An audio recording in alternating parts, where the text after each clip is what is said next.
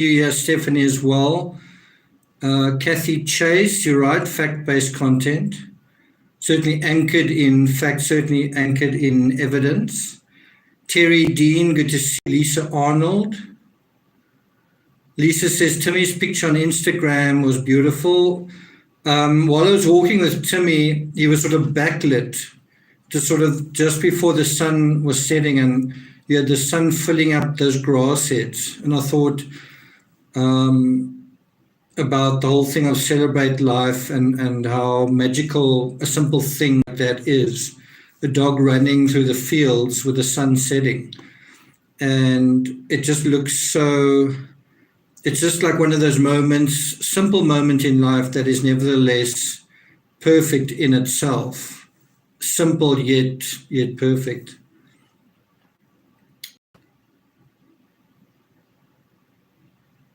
What is the reflection in Gabby's sunglasses? I think it's just a neon sign. I think they were like at a coffee shop or something, and then they wanted to capture that neon sign. But well spotted there. I wonder if I should turn this a little.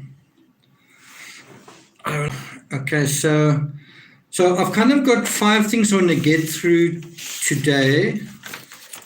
Tonight, I guess. It's tonight where you guys are and tonight where I am, I think, unless you're in Australia. So,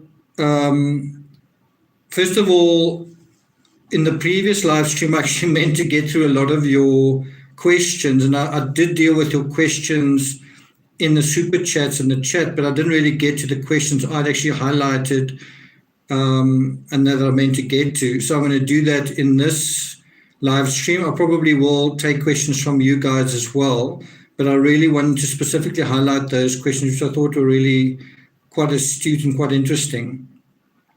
So the 5 things we're going to get through in this live stream. Firstly, it's kind of along the lines where people said that Brian didn't love Gabby or that he couldn't love her. And so I just want to ask the question and address that question. Can you destroy the thing that you love? Or do you destroy the thing that you love? In a general sense, and then we'll deal with it more specifically with that. Then I'm going to talk a little bit about men and the types of men you get. I'm not going to give away exactly what that's about. We'll get to that when we get to that, but it's kind of based on a movie depiction that I'm sure you've watched.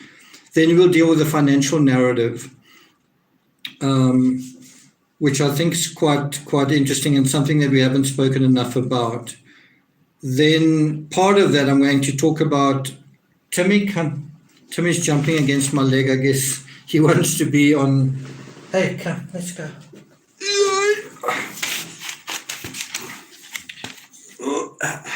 Timmy, you must be careful. There are glasses all over here that you're going to knock over if you're not careful. Okay, so guys, it's time to... Wow, we did actually knock this all the way around. Sorry about that. There he is, the star of the show. Bria, good to see you here as well. Valerie Blakeman, hey, from Wyoming, okay. Debbie Sims, Adora Guy.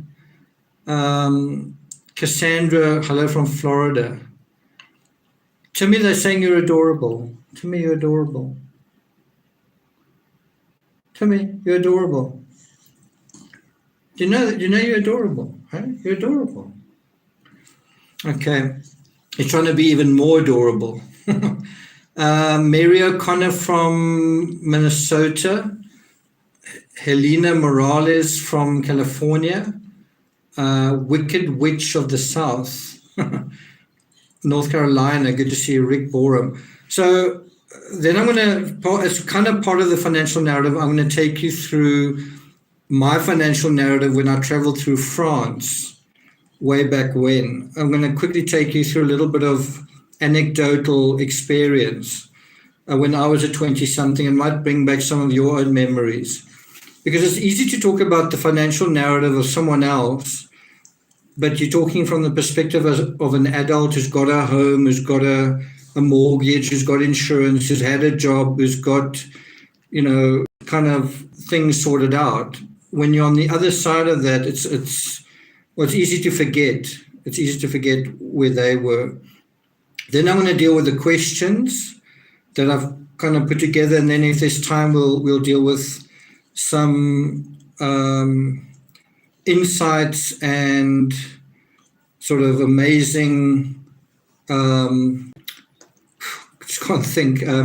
Just amazing aspects dealing with ego. I actually meant to put it in the title of this episode, Understanding Brian's Ego via Ernest Becker. So we're going to briefly talk about ego as well, if there's time at the end of this. So that's the program, 5 sort of areas that we're going to touch on. I'll obviously try and take questions in between that. Something I was thinking about just before the show was the Mary Piglets incident. Maybe we should just start off with that. How many of you think that the version given to Brian Enton is valid? It can be any of these. It can be this and that, or this or that. So do you think it's valid, accurate, relevant, important? If you think it is, put up a 1. If you think it's not those things, put a 2. In other words, the version given by the manager of the Mary Piglets, do you think it is valid, important, or not? Thanks, Corin. Christopher Marshman, well, puts a 2 there, okay. Sharon Tuck also puts a 2 there. That's quite interesting.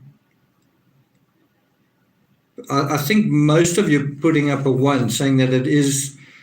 Look, whenever you've got an eyewitness account, it is where there's allegedly or supposedly a person having a direct encounter with someone involved in a serious crime, then it's important. I mean, you might argue that the restaurant manager didn't have a direct encounter, but they were in the same place and time. You know what I mean?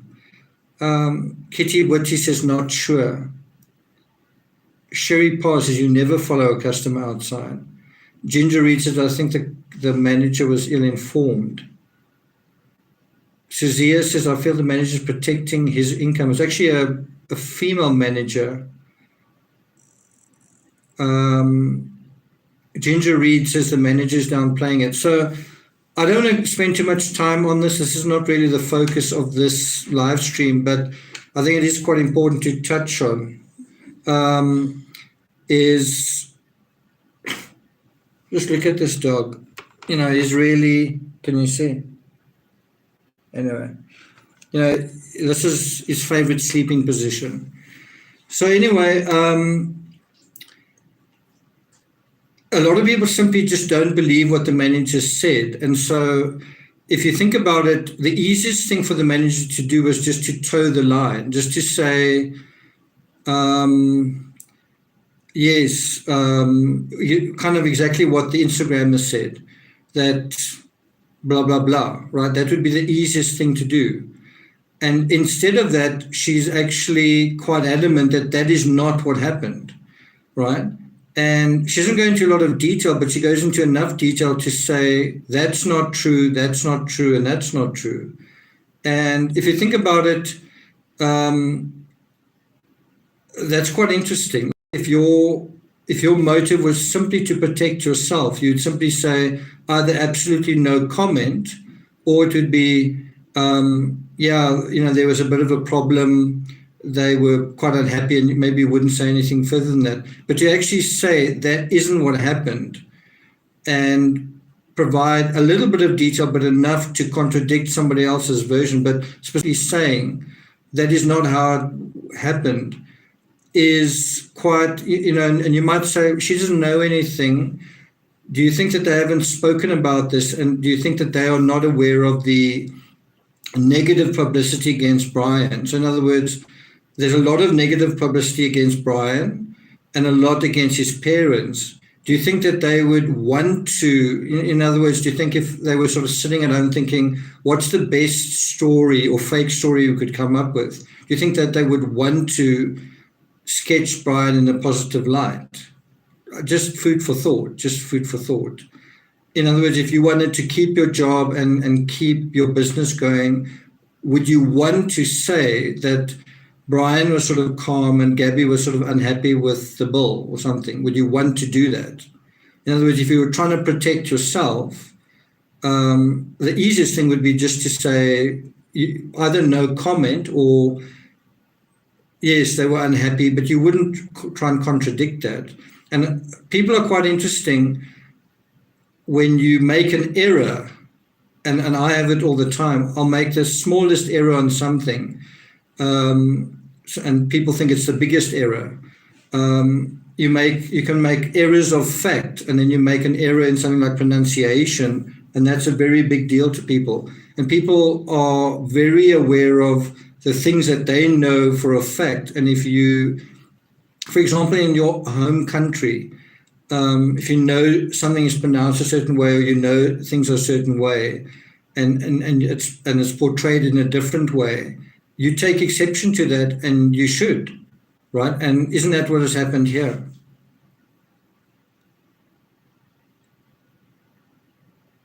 Margie says, no, why choose a side? Ditching the grind says, I do not believe the Mary Piglet's manager. Some people have said she wouldn't know, but I'm sure everyone in that restaurant has spoken to the waitress. And I'm sure everyone in that restaurant has got a sense of what really happened.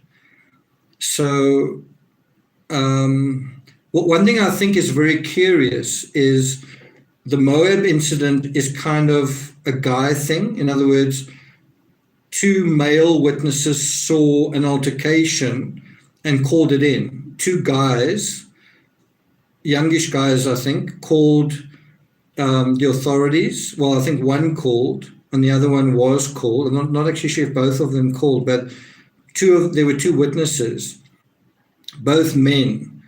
And then the Mary Piglets is kind of different. It's a female manager and also I think they were served by a waitress. I could be wrong. And then you get a kind of a different assessment there. I just found that kind of quite interesting. Michael Harrison says, I take exception on how Scottish names are pronounced in Australia. It boils my blood.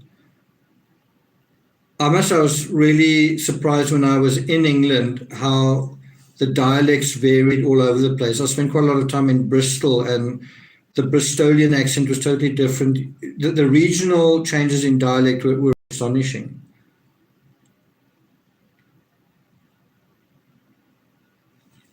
Mary Piglet, spelled Merry, is in Moab, is in Wyoming. Yeah, I don't know if you thought I didn't know that. Not sure who you're talking about there. I have been to Ireland, yeah. Okay, so I'm kind of going to move on to this first question. And this is really related to a point made by someone that someone said that Brian absolutely didn't love Gabby and absolutely couldn't have loved Gabby.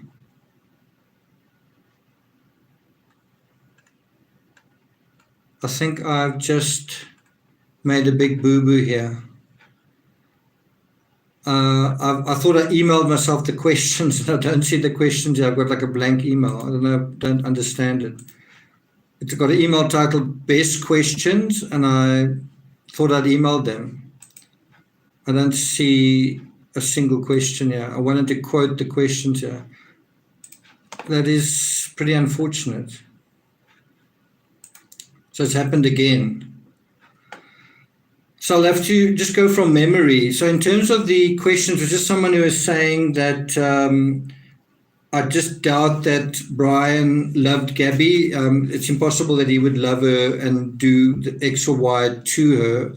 And so what I kind of want to do is just examine that question from a different perspective, right? So I want to challenge that whole thing. So where you say, or let's first just get a poll from you guys.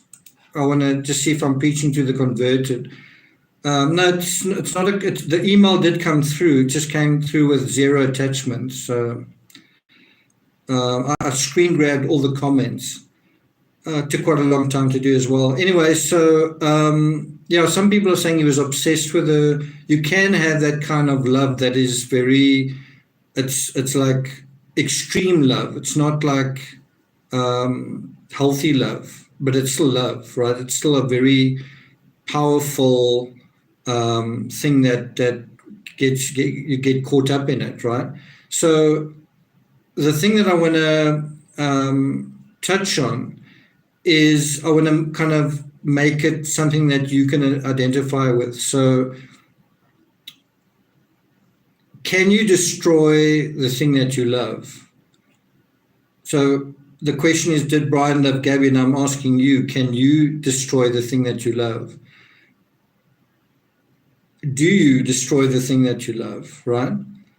So let me just ask you guys, let's just quickly get this out the way. If you think Brian did love Gabby, whether it was a healthy love or not, put an A. And if you think he didn't love her, put a B. Let's just see what you guys say.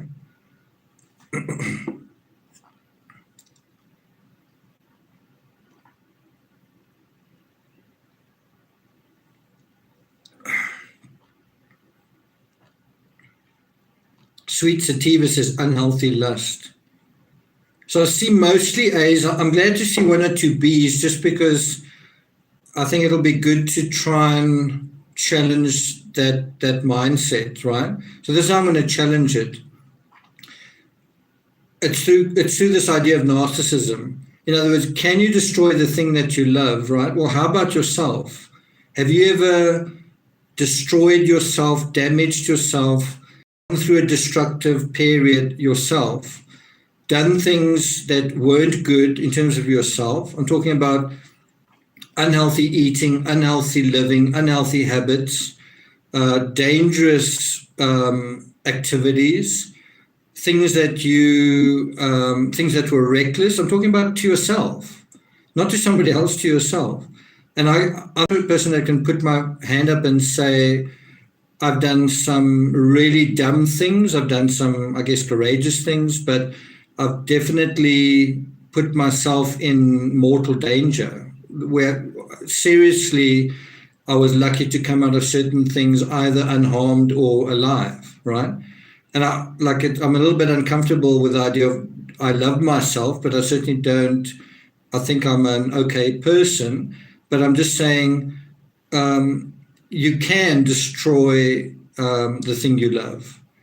In terms of my dog, who's lying right here next to me, the other day I left him somewhere for his benefit so that he could be with other dogs while I was away, and it's almost he almost came to a very nasty end. And you could say, well, that's not the same thing, but the safest thing for him would have been to have left him at home, not to have left him at somebody else where I didn't have complete control, right? I'm just saying sometimes you mean well and things just don't work out.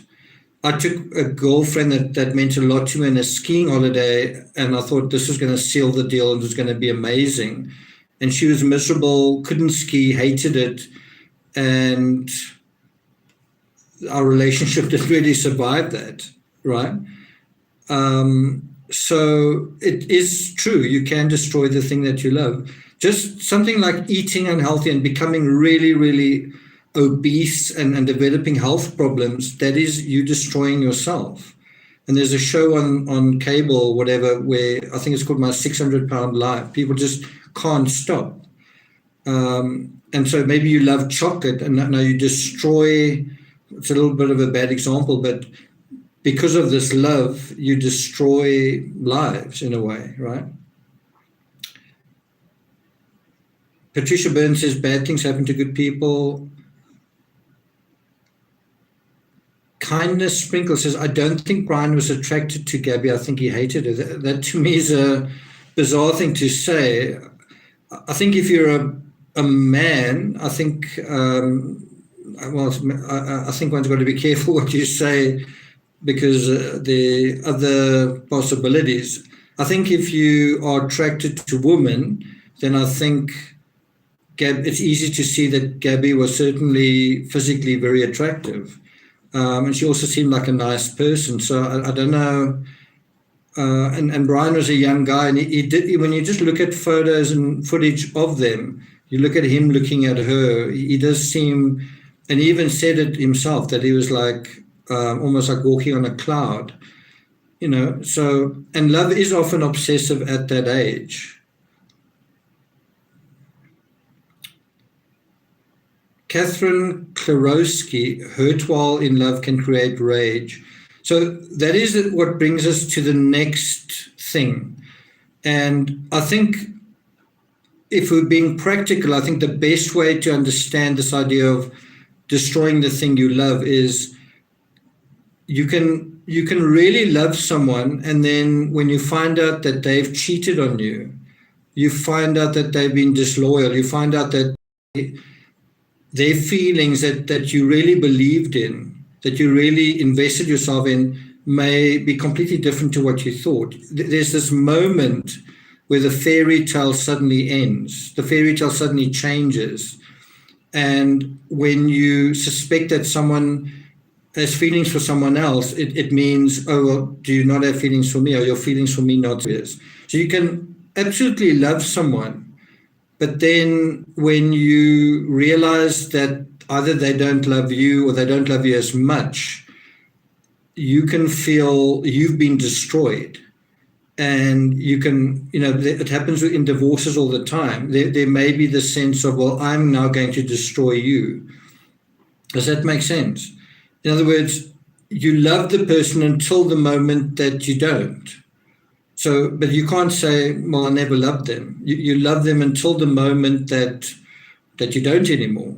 And Shanann Watts is quite an interesting example in this, where she seemed to really love Chris Watts until she started to fear that he was cheating on her. And also, yeah, I'm not going to go into that into too much detail, but there are some comments she sent to her friends that felt like the flip side of loving Chris Watts or whatever, and now it goes to kind of a flip side, if that makes sense. Mrs. Kelly says, hello, I'm popping in late. Songbird says it makes sense to me. And so I'm going to touch on this, but more in a financial way when I deal with my own travel experiences in France. I won't go through it into too much detail, but when you're a young person, you're traveling, you tend to meet other young people who are also traveling. They're also in the same place. They've achieved a certain amount of agency, and they've got a bit of confidence in terms of themselves and the people they're attracted to, and then they kind of mix to some extent, or they encounter one another. In Gabby and Brian's case, it could have been at showers or campsites or during the van life thing, at gas stations, restrooms and that kind of thing. But generally, if you're traveling, you encounter other young people who are doing exactly the same thing, whether it's in an airport lounge, the seat next to you on an airplane, on the bus next to you at a bus stop, wherever. And so you encounter other people there, and that in a way is a reflection on you. You sort of notice someone who's got things much sorted out much better than you do, or something. You maybe tend to compare yourself to someone else. Brianna says, as a young adult, you're pressured to find a mate. Now, I think that's quite interesting, is that Brian was the youngest of two children, and his sister was married and had children. So you can kind of see how that would impact his pace in terms of that. Whereas Gabby was the eldest child, and there was no pressure on her kind of to get married. Teaching the third, thanks a lot. So I know when I was 24 years old, my three best friends all got married in the same year. And I could say I felt pressure, and maybe I did feel pressure, but I think if I had more positive feelings towards marriage, I would have gotten married in the same year, and I didn't, and then I never did.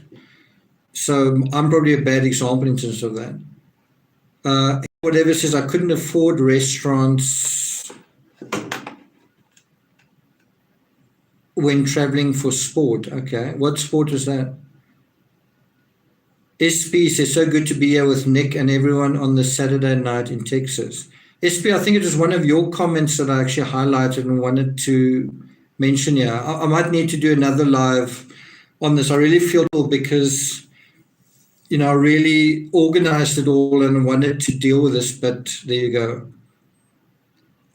Nana Caroline says, someday you might. Okay. So that brings us to a movie called Legends of the Fall. Have you seen Legends of the Fall?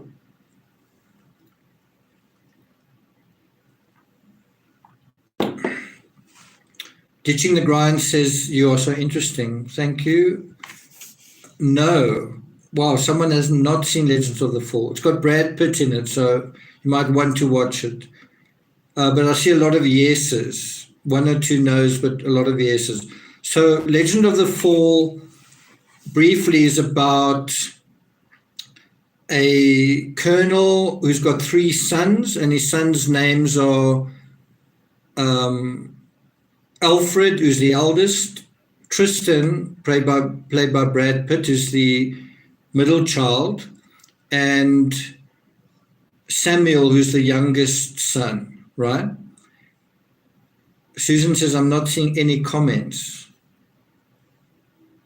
Anthony Hopkins was in it as well. That's right. He played the father of these 3 sons. You actually had a very weird scenario where the youngest boy man had a fiancée. I'm not sure if it was his wife at that point. And then she ended up this is kind of a spoiler, but she kind of had encounters with all 3 brothers, and certainly different levels of affection to the different brothers. But the point that I want to raise here is, if you're a man, and I'm sure there are not too many men watching this, but especially if you're a young man, and maybe mothers here with sons might be interested in this, is what sort of man do you want to be? Also, what sort of man do you want to raise? Also, what sort of man are women attracted to, right? And what Legends of the Fall explores very poignantly,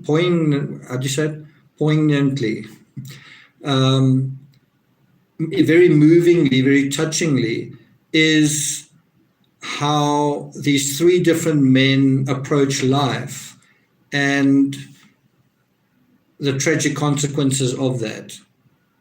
So briefly, Alfred is kind of the eldest son. He's sort of the most responsible. He's the most textbook of the kids, but he's also kind of boring. He's kind of a dull. You kind of don't get the sense from his father that his father approves of him very much. He's sort of a very straight-laced guy, right?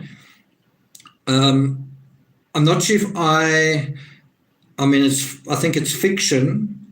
I'm not sure if there are too many instances where the father likes the middle child in terms of 3 sons. I'd like to see another example of that. I'm the middle in my family, and my brother's older than me. But in terms of Legends of the Fall, you definitely get a sense that the colonel isn't terribly happy with Alfred. He thinks he's an okay guy, but he loves all 3 his sons, but he definitely has a favorite, right? And so that's Alfred. And then there's Samuel, and Samuel is very idealistic. He's kind of like a typical youngest child, but also youngest son. He's the most impulsive, he's kind of cute, he's kind of, and he also seems to look up to Tristan more than to Alfred in a way. There's a point where they're playing tennis on a made lawn in front of the house. And he stops playing with Alfred to talk to Tristan, specifically about what can one call it? Consummating his marriage or all of that. And so he understands that his brother Tristan has got quite a bit of experience and knows, is kind of worldly in a sense, whereas his eldest brother is very well behaved, but kind of has academic theoretical knowledge, not really real knowledge, right? It's not knowledge through going into the world and having experience, right? Cherry Brand, love your depth. You're the Peter Brady. I'm not sure what that means. And so that brings us to Tristan. And Tristan is this wild spirit. He's somebody who, it's played by Brad Pitt. He's got really long blonde hair, sort of like in a ponytail. Of the three brothers, he's by far the most masculine. He goes out into the woods and has adventures, and the sort of Native Americans love him. You know, they see him as a skilled rider, skilled hunter. He's someone who does all sorts of things. He goes into bars, has bar fights. He, has meets a girl here or there, whatever. At one point, he travels around the world in a boat. He's almost like a pirate kind of thing, but he's sailing around the world. He fights in a war. He tries to save his brother Samuel. But anyway, you kind of get the sense that of the three brothers, Tristan is the hero. And he's also the one that sort of gets the girl, although he's not really interested, kind of thing. And if you take those three models of men and you compare Brian to them, I wonder which one Brian fits into. And I've got to admit, I don't know Brian well enough to answer that. I don't think it's Tristan, though. I think he was perhaps trying to be a kind of Tristan. But I think it was possibly more of a Samuel and an Alfred. It certainly wasn't a Tristan, right? But I think that's an interesting thing to consider as a young man, and also us looking at this case, because there are also a few models for men. It's something that has been coming up in terms of, I've been reading up a bit about the author of Fight Club and so on, and why he wrote the books that he did. And there are quite a few models for women to follow, but not really so much for men, which I think is quite interesting. Batman says good grades in school offers much redemption. Samuel, okay. Yeah, well, Samuel was the first of the three brothers to kind of bring a wife home, kind of thing. And so in terms of the three, I suppose you could say that was similar in a way to Brian, in that he perhaps should have waited.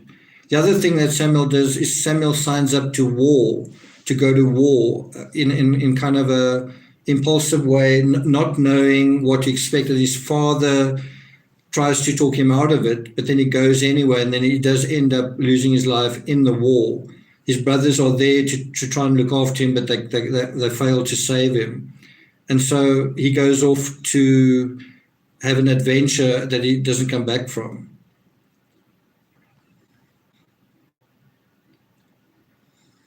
In Legends of the Fall, Alfred is quite a jealous character. You could say that he's a very righteous character, but he's also quite jealous. He sort of doesn't like the fact that Tristan and Samuel's wife seem to have eyes for one another, except he then also becomes attracted to her. So it's quite interesting. Michael Harrison says, thanks for that, I was the middle boy of three and the one that caused the most issues when I was young. Sorry, Mum and Dad. Okay. Well, I would say my sister caused by far the most issues, but it was fine. If what my sister did really didn't matter.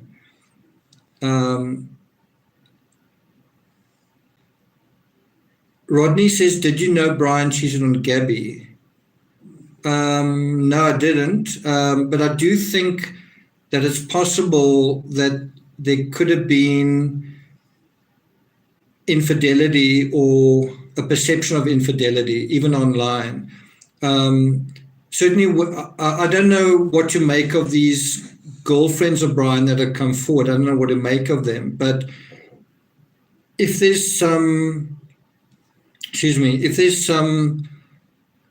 credibility to that, and because a lot of people said, when on earth could Brian have had a relationship? But if there is some credibility to that, then one can imagine Gabby not being terribly happy about it. Laura O'Neill says, I believe it was here that Nick said Gabby was kicked out of her family home. I don't think I said that. I don't think I said she was kicked out of her family home, just that she moved to Brian's home. I certainly didn't say that.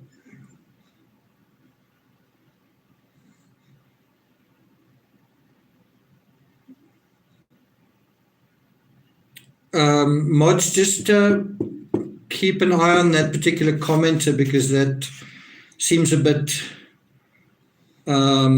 what's the word? It seems a little uncalled for, that particular comment.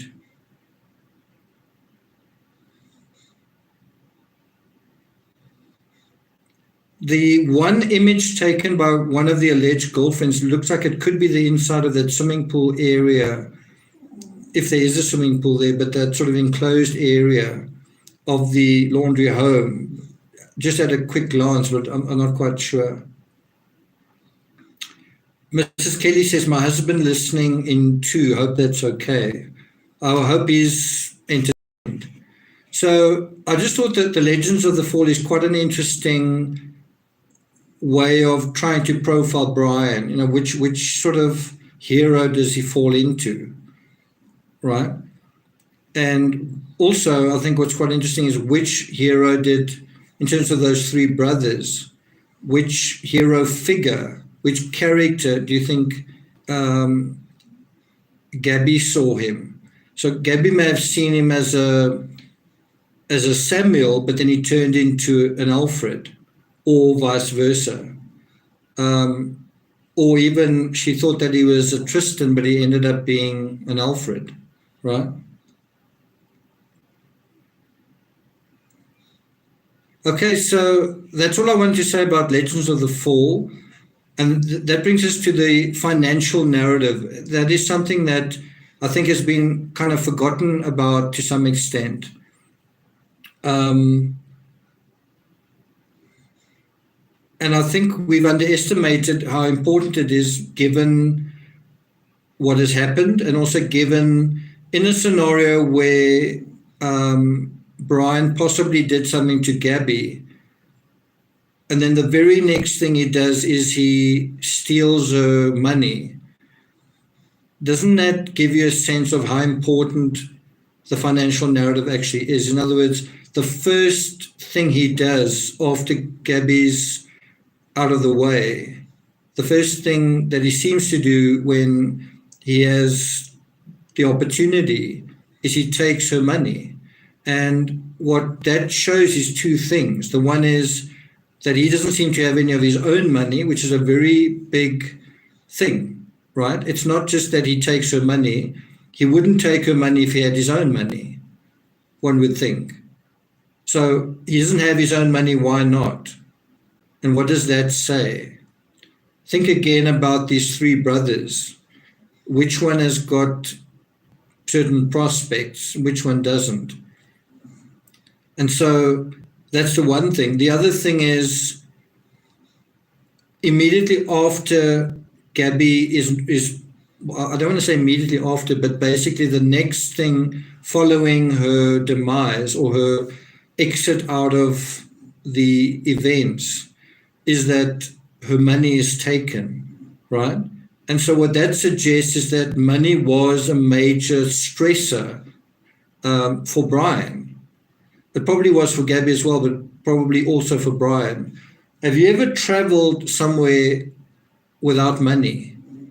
Have you ever traveled long distance, long haul, not like a weekend trip, not even a 2-week trip, but a long, long distance trip, and you don't have a lot of money, you're like on a shoestring budget? Have you ever done that? I think Anna here says yes. Do you remember how stressful that was? Veronica Taylor says it is not fun. Yeah, it's not fun. Suzaya Ocean says absolutely not. So I once did a circuit of Australia, and I sort of pre-booked quite a lot of so a lot of money was spent on pre-booking long train journeys and interconnecting flights and all sorts of things. And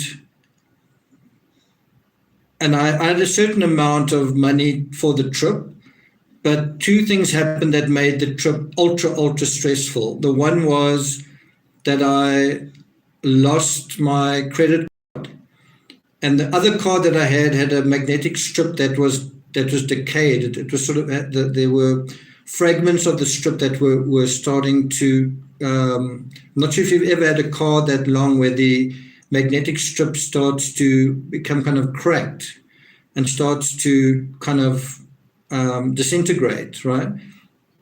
And so, yeah, I lost my credit card, and I'd actually, I don't know why I did this really. I'm not quite sure what I was thinking, but I transferred almost all the money from the card with that magnetic strip into the credit card. I think it was just because I was using the credit card constantly. Then I lost the credit card. So now I had very, very little money in this remaining card. Also, I didn't know how many times I would still be able to swipe it successfully. And the answer was, I think when I got back to my country, on the third time I went to an ATM, it just wouldn't get it. So I just got through that. But anyway, long story short, I was locked into travel, and I had very, very little money, and I could tell you the story, but I mean, I was actually coughing blood, literally. I was coughing blood by the time I got to Broome, and that blood was from stress. I was so stressed that it was like eating me alive. Early on in the journey, I was like, you know what, I must just go back home. I must just turn around and go back home.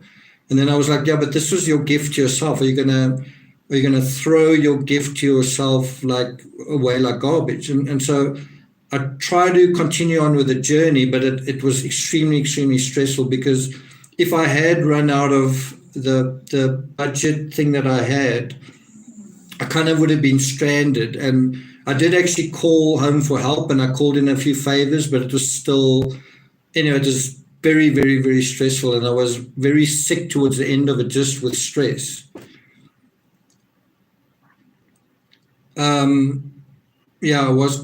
Not like I was gushing blood, but I was certainly coughing. I got kind of sick, and then it just kind of got worse, maybe like a kind of pneumonia.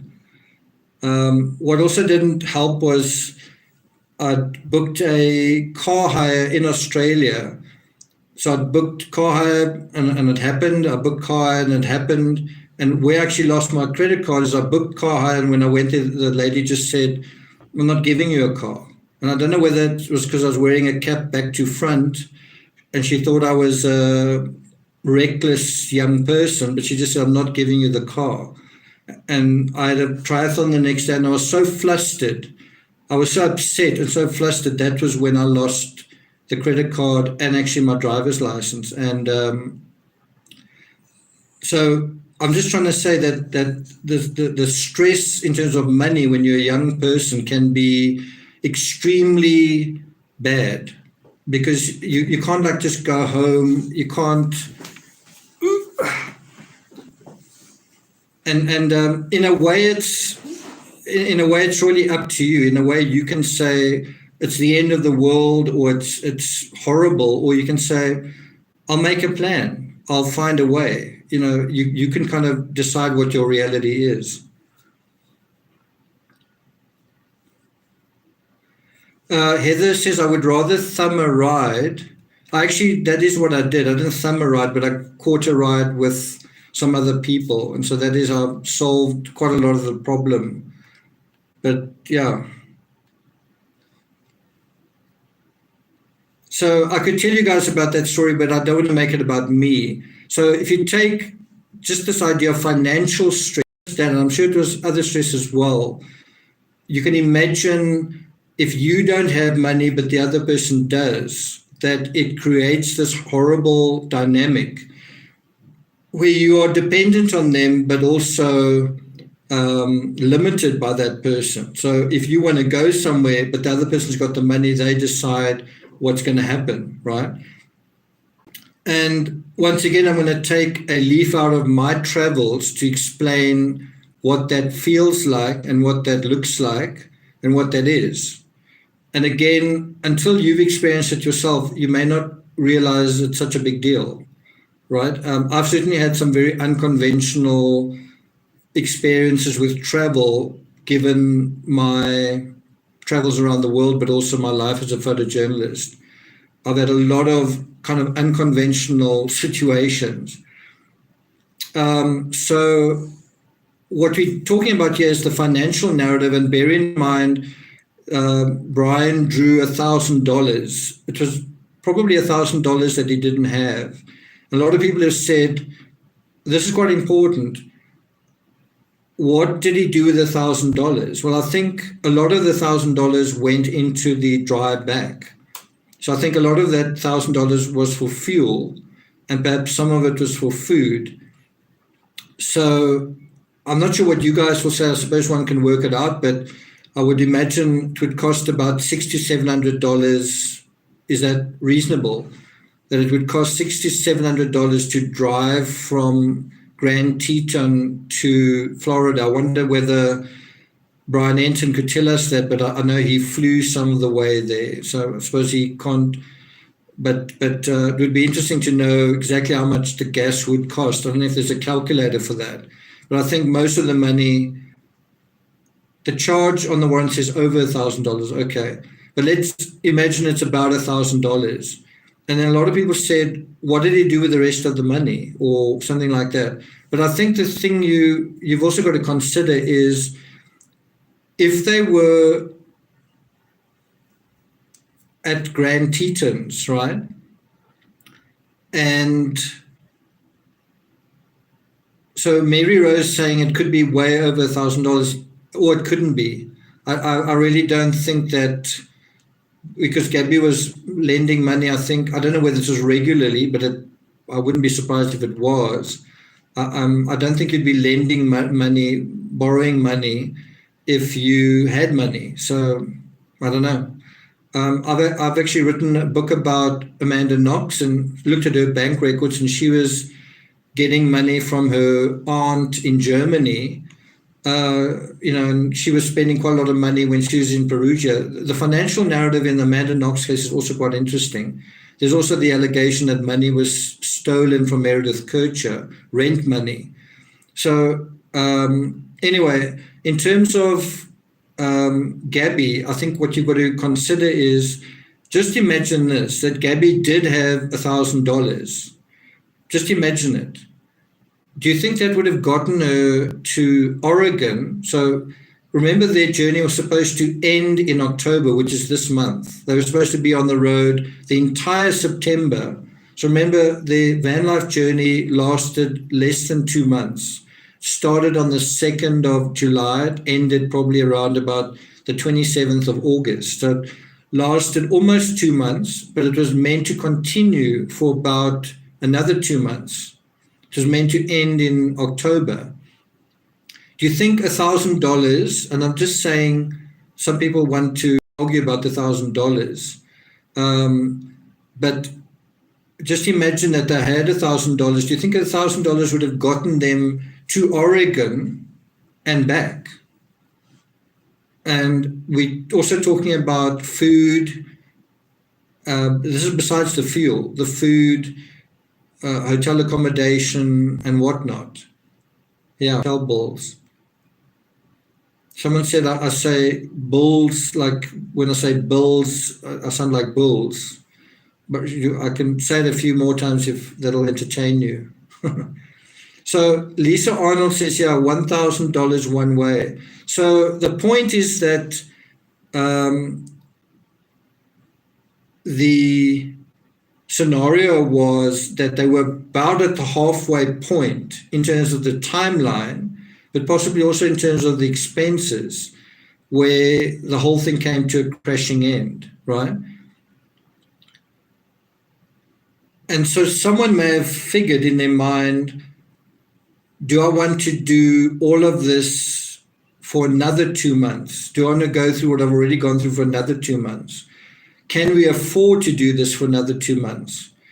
And the Mary Piglets thing may have shown someone that that's not going to be possible.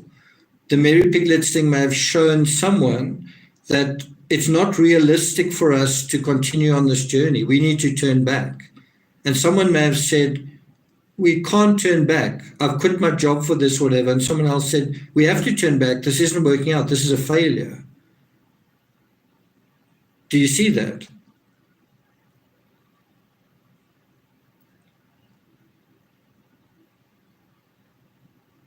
So you can obviously make the argument and say, yes, but she could have gotten more money from her parents. Yeah, sure. But no one wants to do that. So when I went on my skiing trip, I'd saved quite a lot of money in Austria when I went on the skiing trip. I'd saved quite a lot of money, but it basically just covered the hotel and the flights and not much more than that. And so I actually wasn't getting along too well with my dad at that point. I don't know if we'd spoken that much at that point. And so I actually contacted him and kind of said, can you please give us some money so that we can do other things, like go on horse sleigh rides and whatever. And what I seem to remember is I think he promised that he would give us X amount, and then he gave us X times 0.5. He ended up giving us half the amount. But what I'm trying to get at is I really didn't want to ask for money. And although he did give money, it ended up not really, I won't say it wasn't enough, but it wasn't what we anticipated. And it ended up being, the trip ended up being a disaster, not so much because of the finances there, but the sort of lack of finances definitely didn't help. I certainly don't want to blame my dad there, but what I'm trying to say is you don't want to keep, this whole journey for Gabby and Brian was about being independent, was about their great sort of flight into the wilderness, right?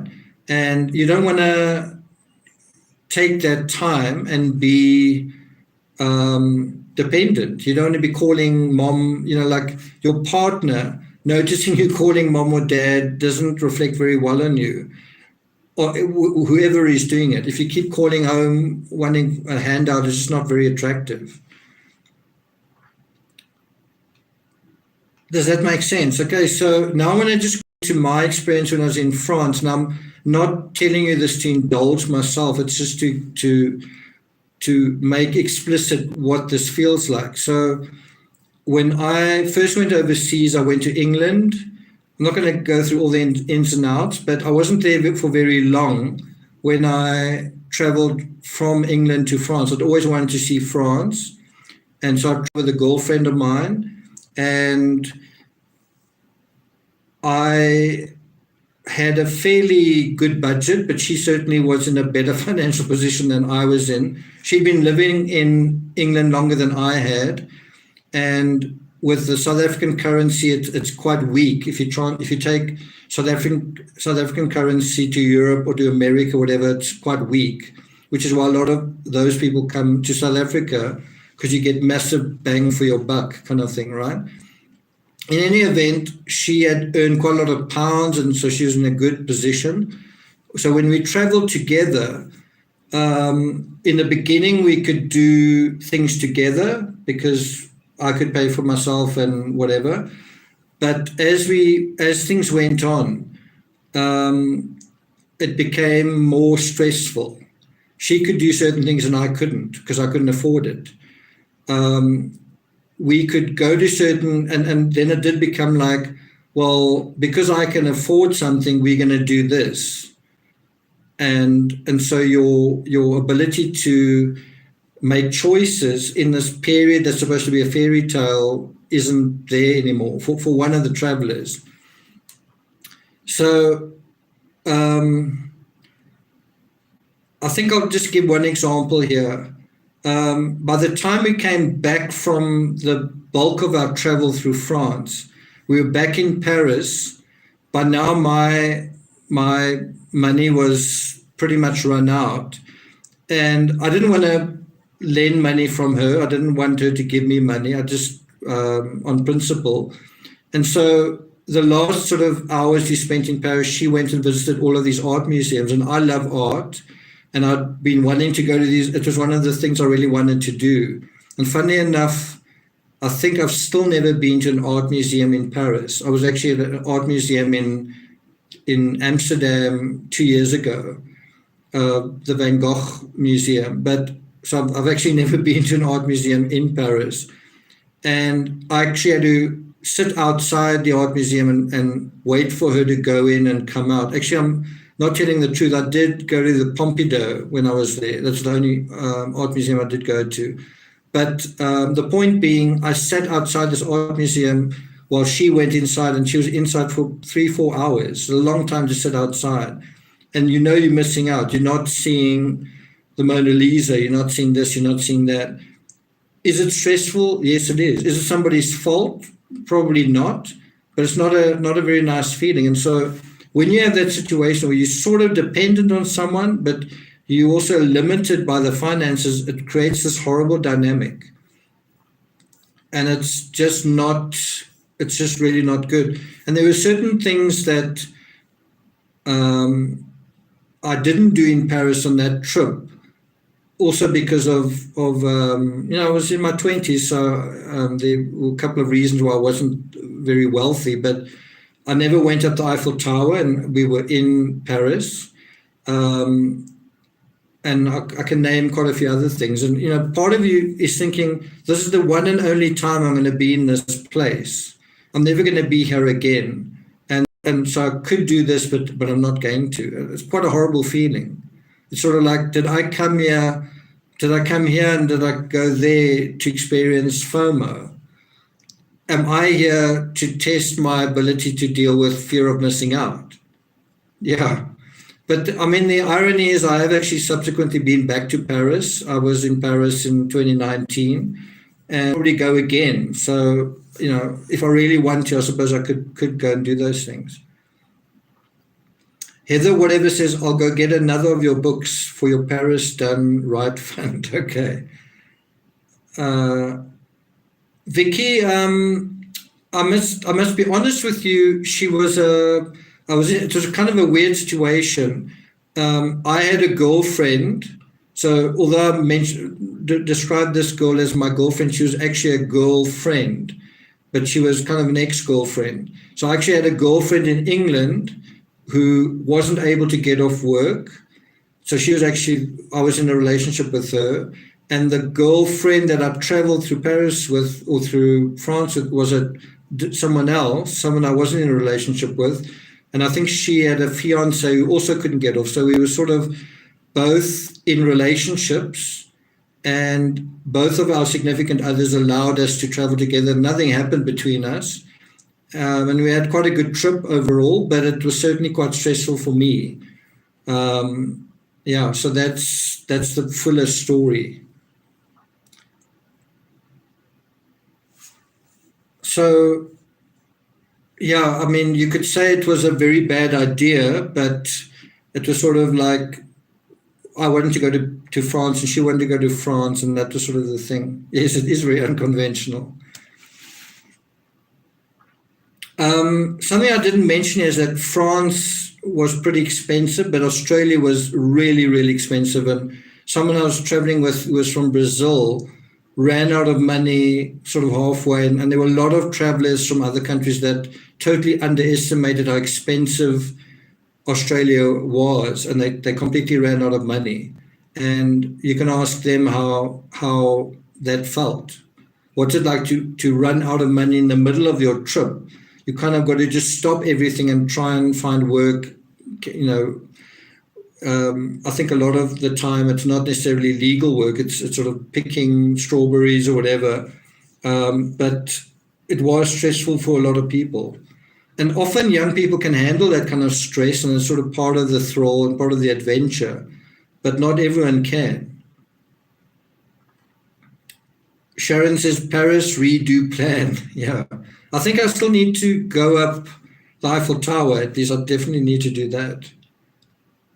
Heather Whatever says, interesting, Australia because of large distances. No, Australia's just really expensive. There are large distances, but it's still really expensive. Lotus Petal says, what are some of your other questions? Unfortunately, I made a big boo-boo. I thought I mailed them to myself, and they actually did not. I don't know if I didn't attach them, but obviously not getting enough sleep. So, if I try and think of the questions, I can't really think of them. I can't.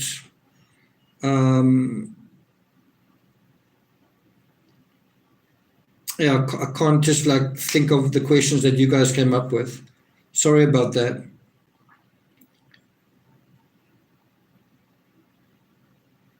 Is there a way to? No, the thing is, it's on my other computer and the other is off.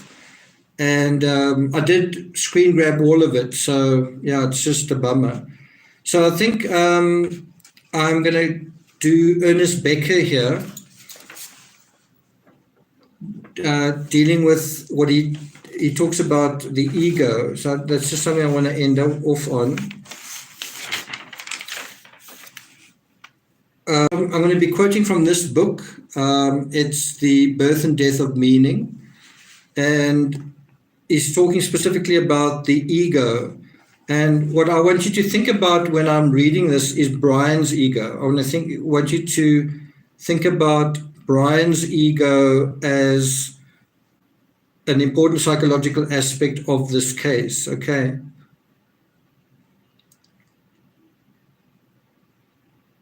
Thanks, Stephanie. I definitely don't think this is my best live, so sorry about that.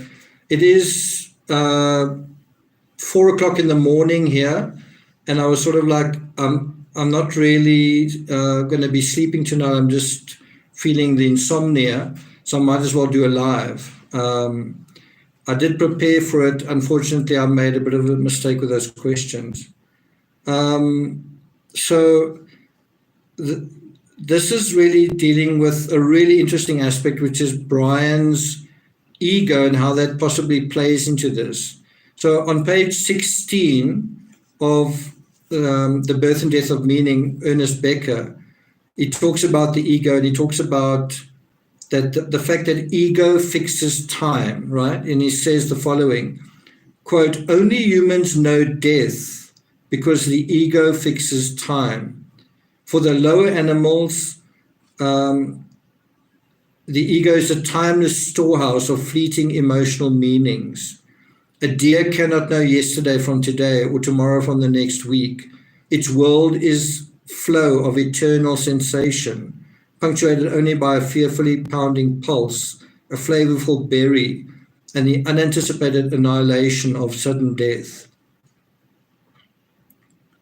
So what's really amazing about this is, if you think about us, we're the only species that reduce our lives to countdowns. If you think about the way we are, we wear watches, we have deadlines. There was a countdown to this live, but so much of what we do, we have a countdown to Christmas, we have a countdown to a birthday, we count down the days to the end of the week, we count down the days to when we get our paycheck. When we drive a vehicle, we count down the kilometers or the miles to the next destination. And that is a way that we control the world, or we try to control the world. That is a way that we try and rein in our anxiety is by converting the spontaneous reality into numbers, converting the sort of vibrant kaleidoscope that is life into numbers. And then we count those numbers down. And when we're done counting that down, we begin with the next countdown, right? And a lot of that is to do with ego. And we think when we've reached the finish line of one countdown and we start another, we think we're actually getting somewhere. But you just end up running on one counting down treadmill after another. And I think what you've got to try and do to celebrate life, to be alive, is get off that time treadmill and just experience things for what they were. The other day I was walking through the garden from the gate to the front door, and I just stopped thinking about this, and I just stopped and I reached out to a flower that was sort of hanging from a tree, and I just touched it, and I just kind of sensed the velvetiness of the leaf. And just in that moment, feeling disconnected from everything, from what I must do, numbers and time and everything, and just in that moment feel the life of this flower, feel the life of this leaf experiencing the light of the day. And, we may have all sorts of worries and obligations, but in a very basic way, we're alive right now. And sometimes it's just good to unplug out of that and just say, wow, this is the experience of being alive, and that's enough. And if it's not, I want more. But just feeling that experience of being alive. Because when you look again, you're going to be older. So experience being alive as much as you can at the age that you are, because later on you're going to be older and it's going to be near the end. And how many times will you have done that by the time you reach the end? By the time you reach the end, are you going to remember the TV shows you've watched or the countdowns that you've done? You're going to be in a countdown that you're going to dread. So get out of the countdown and enjoy not being in a countdown, and try and practice that. Try and practice doing that as often as you can. One thing that I end up doing when I drive is you sort of drive and you overtake trucks and so on, and there's almost like a competition on the road, and then there's a beautiful scene or something, and you don't want to stop because you've just passed all these cars, and if you stop, they're going to pass all of you. But you've got to kind of get out of that mindset and stop and allow yourself to be in that scene, in that landscape, because you're not going to remember the place you got on the road when you reach your destination. You are going to remember the wind through the trees or whatever. I sound like Eckhart Tolle tonight, yeah. So back to page 16, midway through, Ernest Becker writes, quote, psychoanalysis points out that the ego creates time by binding it. That is, the individual gives the world of events a fixed point of self-reference. This is what allows a man to live in a symbolic world of his own creation. He is the only time-binding animal, the only one who has a notion of past, present, future, a time stream in which he places himself and which he continually scans and appraises. Now think about that in the context of social media. You put up a tweet, you put up a video, you put up a Facebook post, you put up an Instagram, and what have you done? You've bound yourself to time. You put it up, it is dated, it is time-stamped. You get a certain amount of likes, you get a certain amount of comments, you get a certain amount of feedback. But what essentially is happening is you are pulling yourself out of life and you are stamping yourself into this treadmill, into this countdown. And your countdown is competing with other countdowns, right?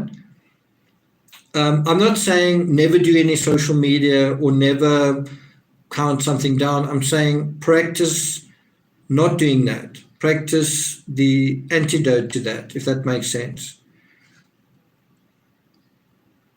And so this is the part that I think has got special reference to Brian. Listen to this. This is near the bottom of page 16. quote, with the ego, everything that exists as reference to an acute consciousness of I.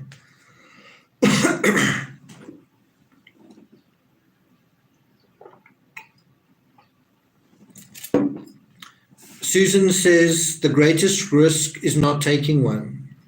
Well said.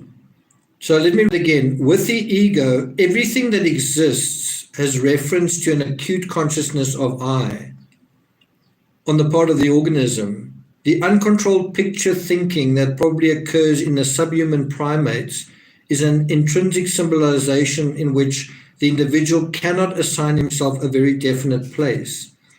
Hallucinatory picture thinking uncontrolled by a sense of I is like the overpowering imagery of a nightmare which engulfs and submerges the egoless dreamer.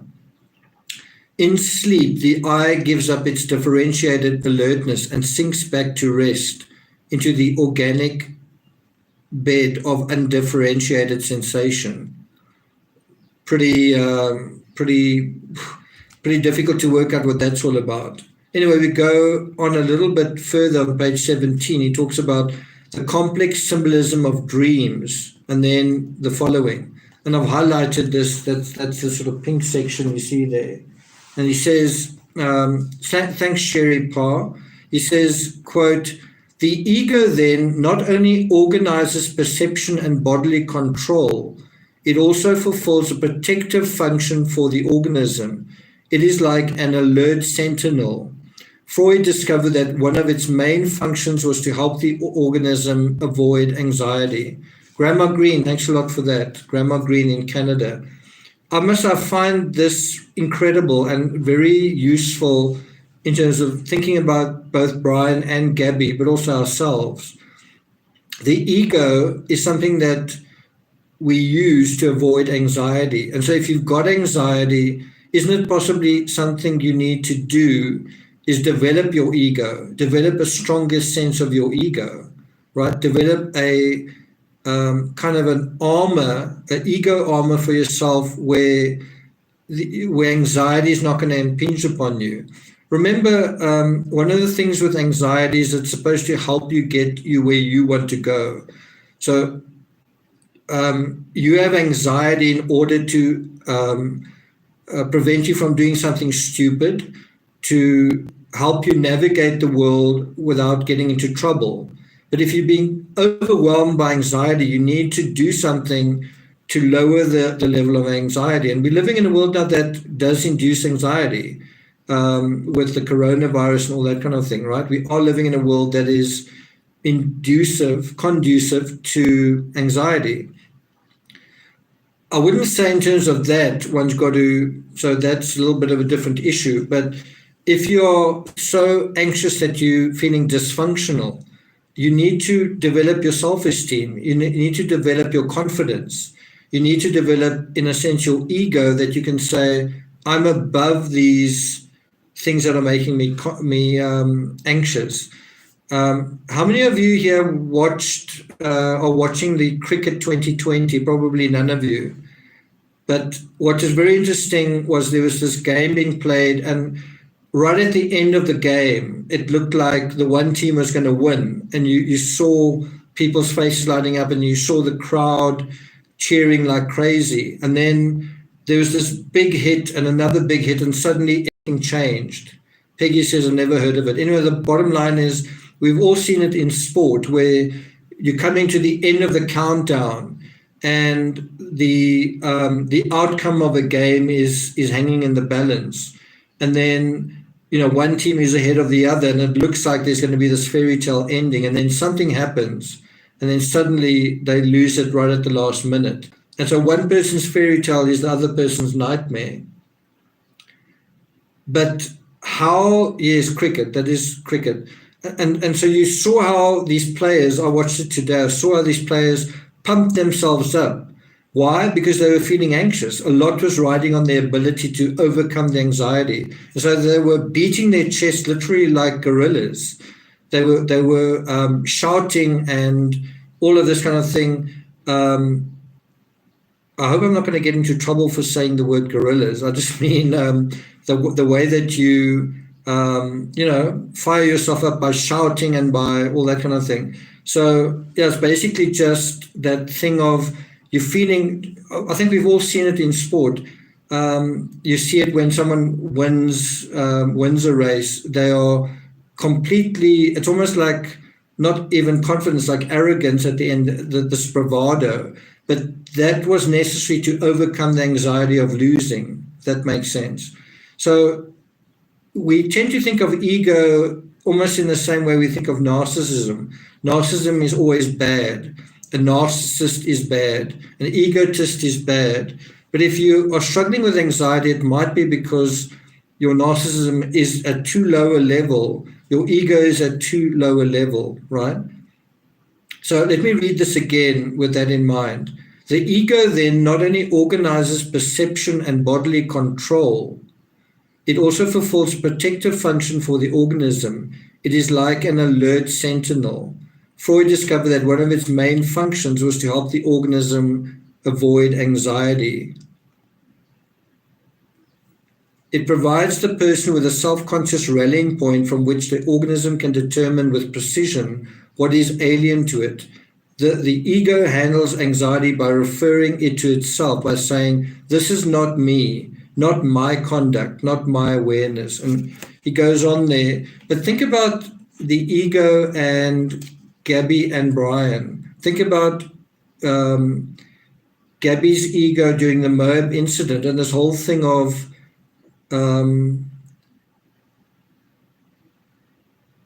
where she said she was stressed and her boyfriend was saying, I'm not sure if she said, he doesn't think I'm good enough, but she did say that he didn't believe in what she was doing, and also that he didn't seem to, I think he referred to her blog as a little project or something like that. And that is where it's quite important, and especially for artists, to have quite a strong ego, where you overcome your critics, you overcome the doubt, even if it's realistic, even if the criticism is justified. As an artist, you need to have the ego that overcomes that and even unrealistically, otherwise you have no chance as an artist. You've kind of got to unrealistically deal with that, right? Yeah, Peggy Rose says he doesn't believe I can do it. Sylvia Rogier says sleeping in France.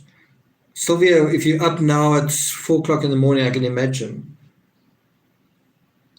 So I just want to go to the last page, and this is also pretty amazing.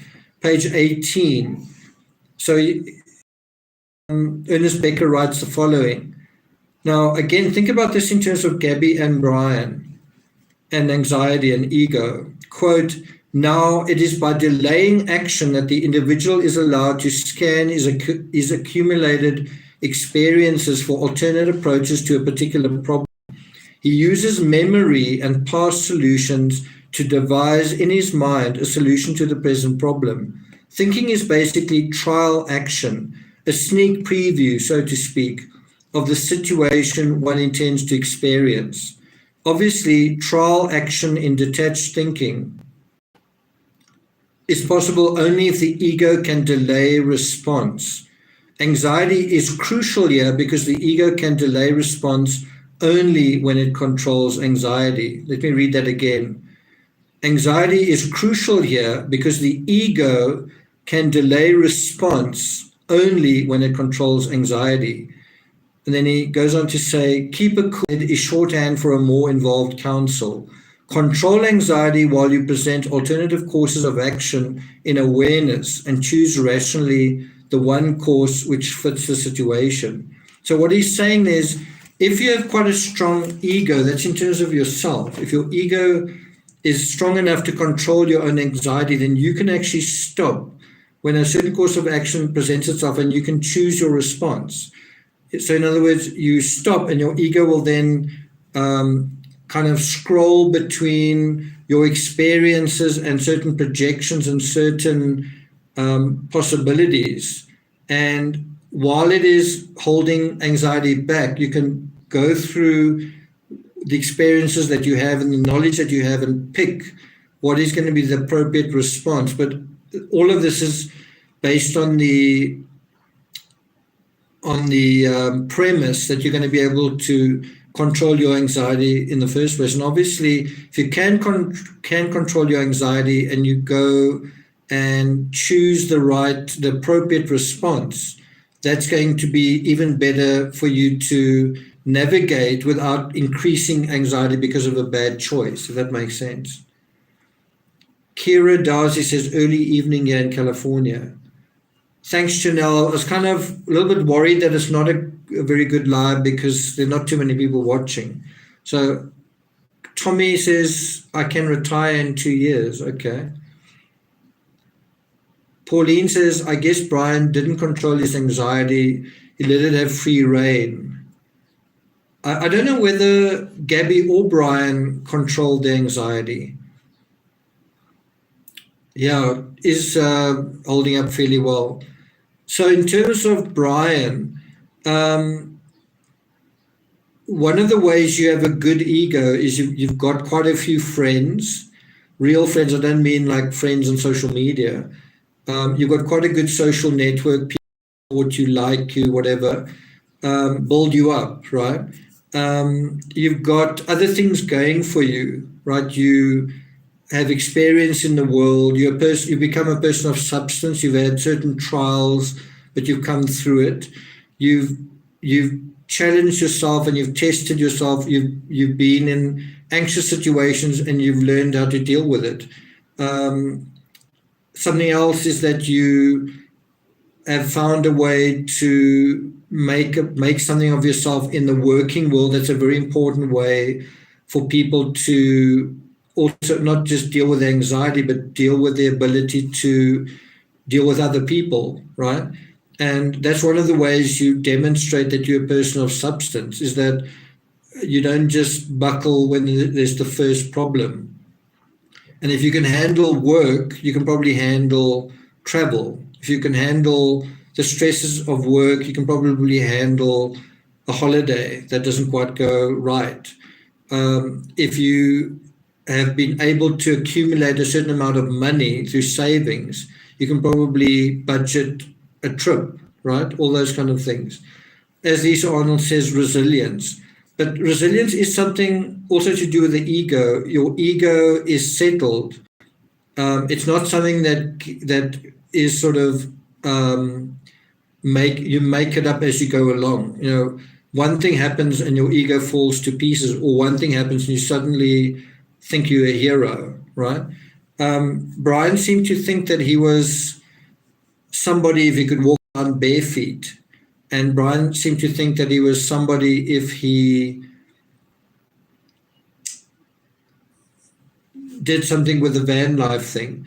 I don't want to say that after what happened, he everything just disappeared, because I do think Gabby's death, the end, Gabby no longer being in his life, I think that was a very, very traumatic thing. And I don't know how many people could deal with that, no matter how strong their egos are. I've just had a friend of mine die a couple of weeks ago, and it's a very difficult thing to deal with. It's very difficult, and you know, he was just a really good friend. I don't even want to say just, but I just mean in the context of with Gabby, it was someone that he was going to spend the rest of his life with as an intimate partner, right? And I'm just saying, I don't want to kind of minimize what happened with Brian to say that just this one thing happened and his ego fell apart, because the thing that happened was significant. But at the same time, I want to say, you know, there are a lot of young people who have breakups and they don't take their own lives, right? And there's people, they both come out of it alive, put it that way, right? And that means that their egos are relatively in good nick, right? Do you agree with that? Thanks, Lawrence. Heather, whatever, that's quite an interesting point you made there. So it's important to have a healthy ego. We tend to think of ego as something you just shouldn't have. You shouldn't have an ego. But the important thing is that your ego is appropriate. And one of the ways to make it appropriate is if you're feeling too anxious, you need to improve your confidence. And part of that is your ego, where you say, I'm better than this, I'm bigger than this, right? And think of it as the bravado of a sportsman. The anxiety is building up. Well, I don't want to lose. I want to win this situation. I want to come out of this on top. Well, then I need to up my ego, right? And the opposite also applies. You may be thinking you're winning only to lose. You may be thinking you're winning, except that you are slowly losing, if I can put it that way, or your winning margin is decreasing, whatever it is. Then you need to adjust your ego down, right?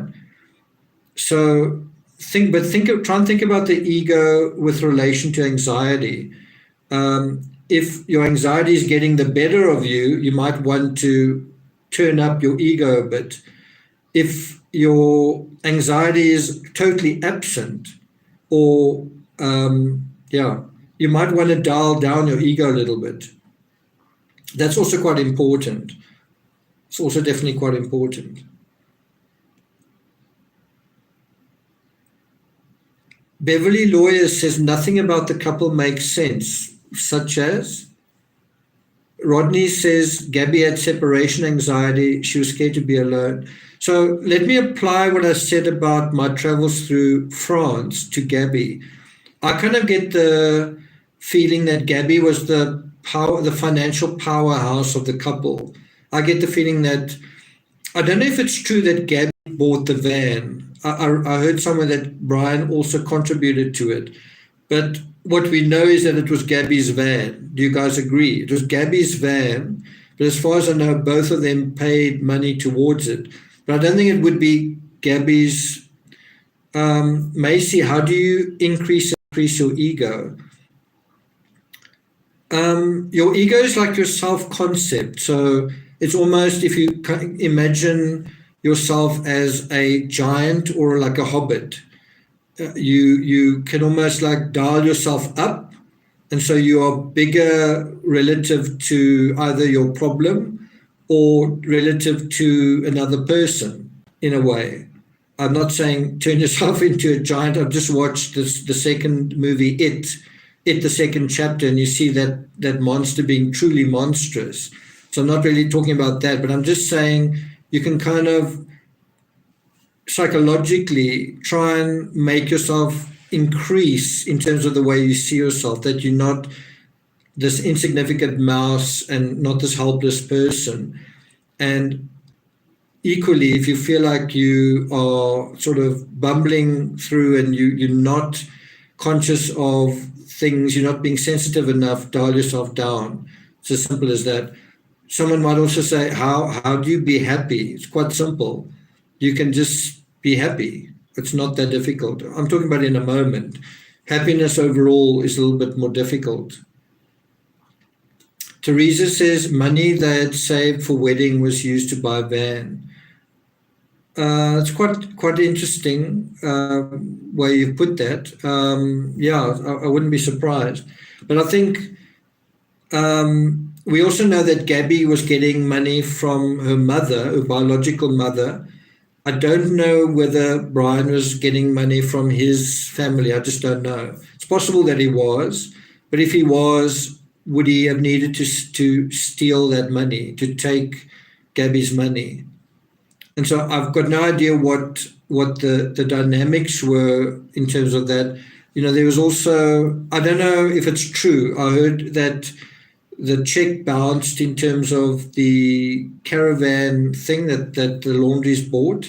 The check bounced. What does that mean? I don't know. I don't know what that means. Liz Sarzo said, I still don't understand what went so wrong. Well, there was a lot of stress. There was a lot of stress, and it was thought of as a fairy tale. And I think part of that is what made it so horrible was, when you imagine it being so perfect. And Brian Enton said it in his recent special. He said it quite well. He said, the way that Gabby and Brian presented their lives on social media wasn't the way it actually was, right? And so that's going to put pressure on you as well. This whole thing of I've got to complete this journey because everyone's watching. I can't afford it, but I've got to complete it because of all these eyes watching me. I've got to complete this journey that I actually don't want to take or can't take because of social media, because I've set myself up, kind of thing. And you kind of had that aspect a little bit in the Chris Watts case, where Shanann Watts had announced that she was having a baby and announced this and said what a great husband she had. And so when things were falling apart, she couldn't really say, well, I'm not having a baby, or,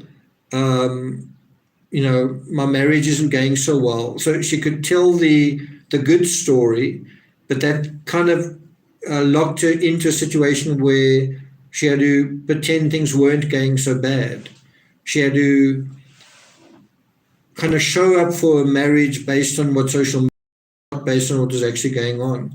And that is a nightmare, to be caught up in other people's impressions rather than you living your life the best way that you can.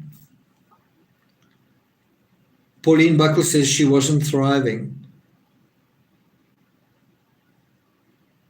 Margie says she had a cry to the van. Perhaps she sold her car to purchase the van, confirming that it was in her name. Yeah, I think that's quite a good point, that she did have a car. She had the Nissan. Also that she'd worked a job for quite a while. She'd worked in a juice bar, I think.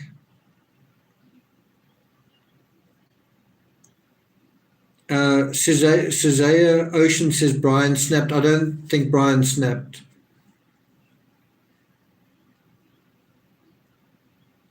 Sherry Parr says Moab gave Brian self-confidence. It's possible. It's also possible that Moab took away Gabby's self-confidence. It's possible that both those things happened.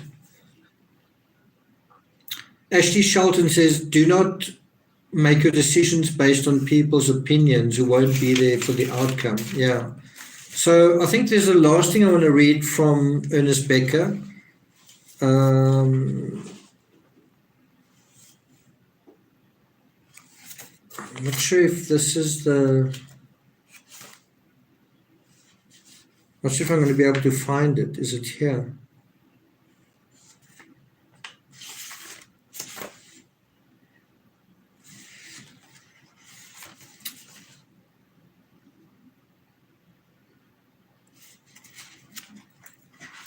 So something that really disturbed me with this case is the shifting reality, and true crime has become this really weird place where you can, as a creator on YouTube, you can make up almost any story you want, and you'll still have a huge amount of followers, and you can often have far more than someone who's trying to stick to the facts. So you have these alternate realities even on people reporting on the case. And so, when I asked that question, do you think Brian Laundrie is alive or not? And 30% of people say they think that he's not, they think that Brian Laundrie is still alive, 30% of people. I don't know, I find it almost like the literal personification of what Ernest Becker is talking about when he talks about the denial of death. It's like he wrote a book and he won the Pulitzer Prize, and it's called The Denial of Death. And now you ask the question, do you believe that Brian Laundrie is alive? Yes. well, I deny that he's dead, right? And it's kind of a whole swathe of society. I had 10,000 people voting, and 30% said that they think that he's still alive. And so on page 124 of Escape from Evil, also Ernest Becky says, quote, each society is a hero system which promises victory over evil and death. End quote. I think that's a slightly different take on it, because I don't think Brian is the hero of the story, and I don't think Brian being alive is victory over that. But I think it does talk about this whole idea where you choose your reality, and it doesn't matter what reality is, because you make it fit for purpose. And if you take that aspect and you take the thing dealing with ego, and you say, what should your ego be? And you say, well, it depends on your anxiety. So in other words, you turn who you are into someone that is certain, like, if my anxiety is so much, well, then my ego is that much. If anxiety is that much, my ego is like that. So in other words, who you are is actually kind of this weird clockwork of sensations, and then you'd say, okay, fine. So that person's that, and that person's that. That person can deal with so much anxiety, and then you say, how realistic are any of these people? Because they've got so much anxiety to deal with. And so one thing that I think comes through is that the person who can take anxiety on the chin, the person who can say, you know what, this coronavirus is really bad, it's really whatever. Life is really hard, life is really unfair, death is a certainty, all this stuff. Take it on the chin. That is a really heroic person, because everyone else can't deal with anxiety. So it's almost like someone who can just tell the truth, someone who can be real and realistic, is a really rare individual, because it seems like nobody can, or almost everybody can't. And so it just seems like a really valuable commodity to have someone that can kind of be aware of things in a realistic way, and then not try and deal with it with their ego, or because all of those things are happening automatically anyway. But I'm just saying, where you don't let your anxiety decide what is reality for you. Instead, you actually say, I want to know what reality is. I'm going to take on all of that anxiety, because I can't control it. And bear in mind what's going on here. When your ego does what it does, it's controlling anxiety in terms of you. But in reality, it's not controlling anything. It's simply controlling your experience of something, making it feel like it's under control, but it's not. You can't control any of that stuff. You can't control another person. You can't control the fabric of things that are going on in the world, like this virus, that person with evil intentions, whatever. You can't control it. You can think you are, and maybe if that makes you feel better, great, but you can't. The best that you can do is be vigilant, but also be aware of reality.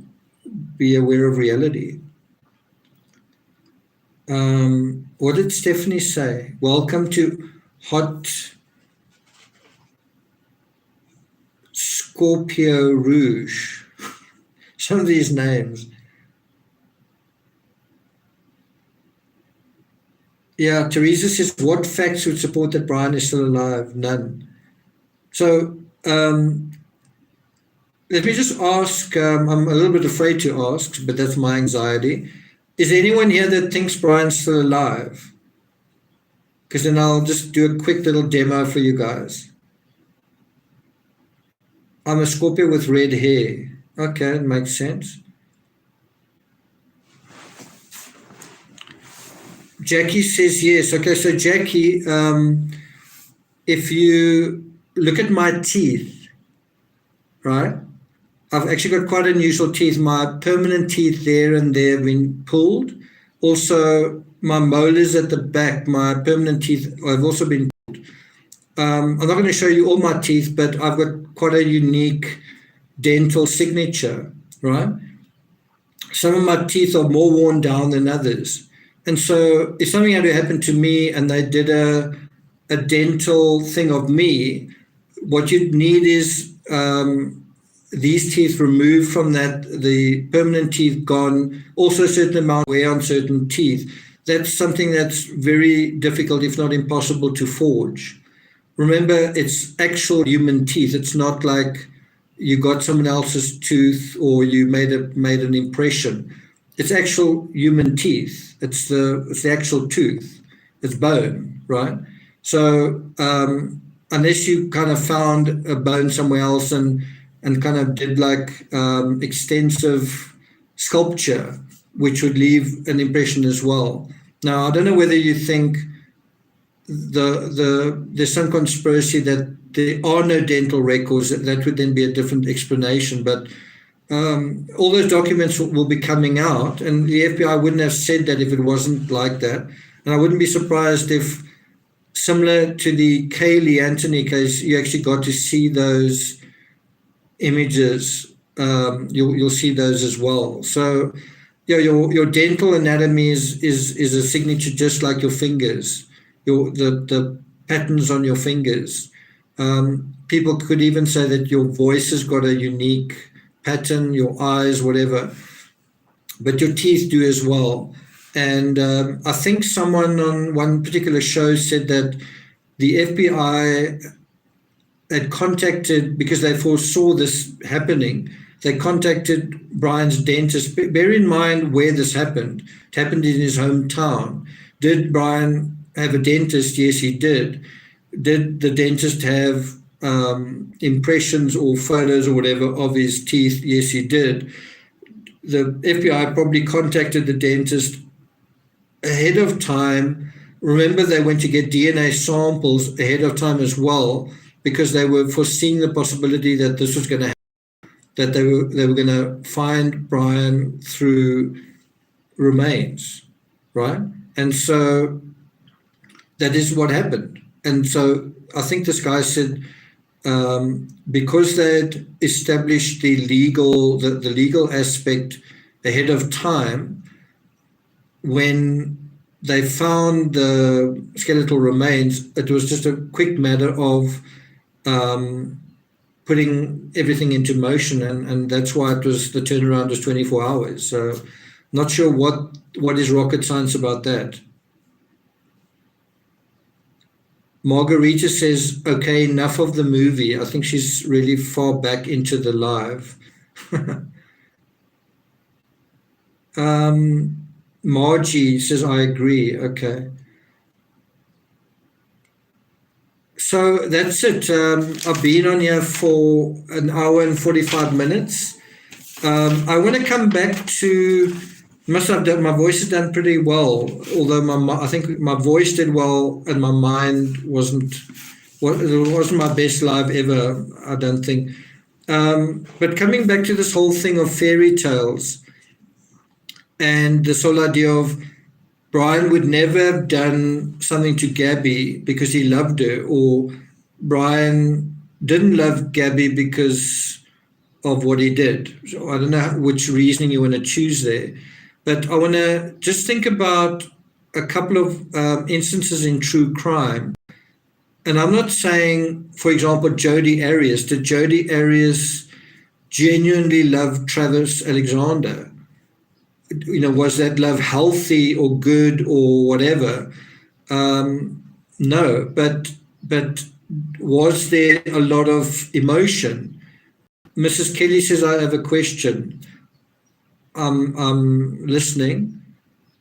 So anyway, in terms of Jodi Arias, I don't think anyone's going to say that the kind of love that she had for Travis was appropriate. But I do think that there was a lot of strong feeling there that certainly Jodi thought of as love. Look at what happened to Travis. And I think Jodi felt that Travis was cheating on her, and that made her feel justified in doing something horrible to him. And that's how love goes from love to what happened there, right? And so the question is that analogous to something else? What do you guys think? Where's Mrs. Kelly? I have a question. Where is your question? Nick, do you reread the thread in chat and ring up questions later? No, I don't. I will look at comments if you've got any questions. I do often go through all the comments, or as many of the comments as I can. I might have to do another live to deal with those questions. I'm really sorry. I sent myself the email. I think I was just a bit distracted. I did make all the screen grabs. I just forgot. I think I forgot to attach them, which I really can't believe. Here it is, email, best questions, just nothing attached to it.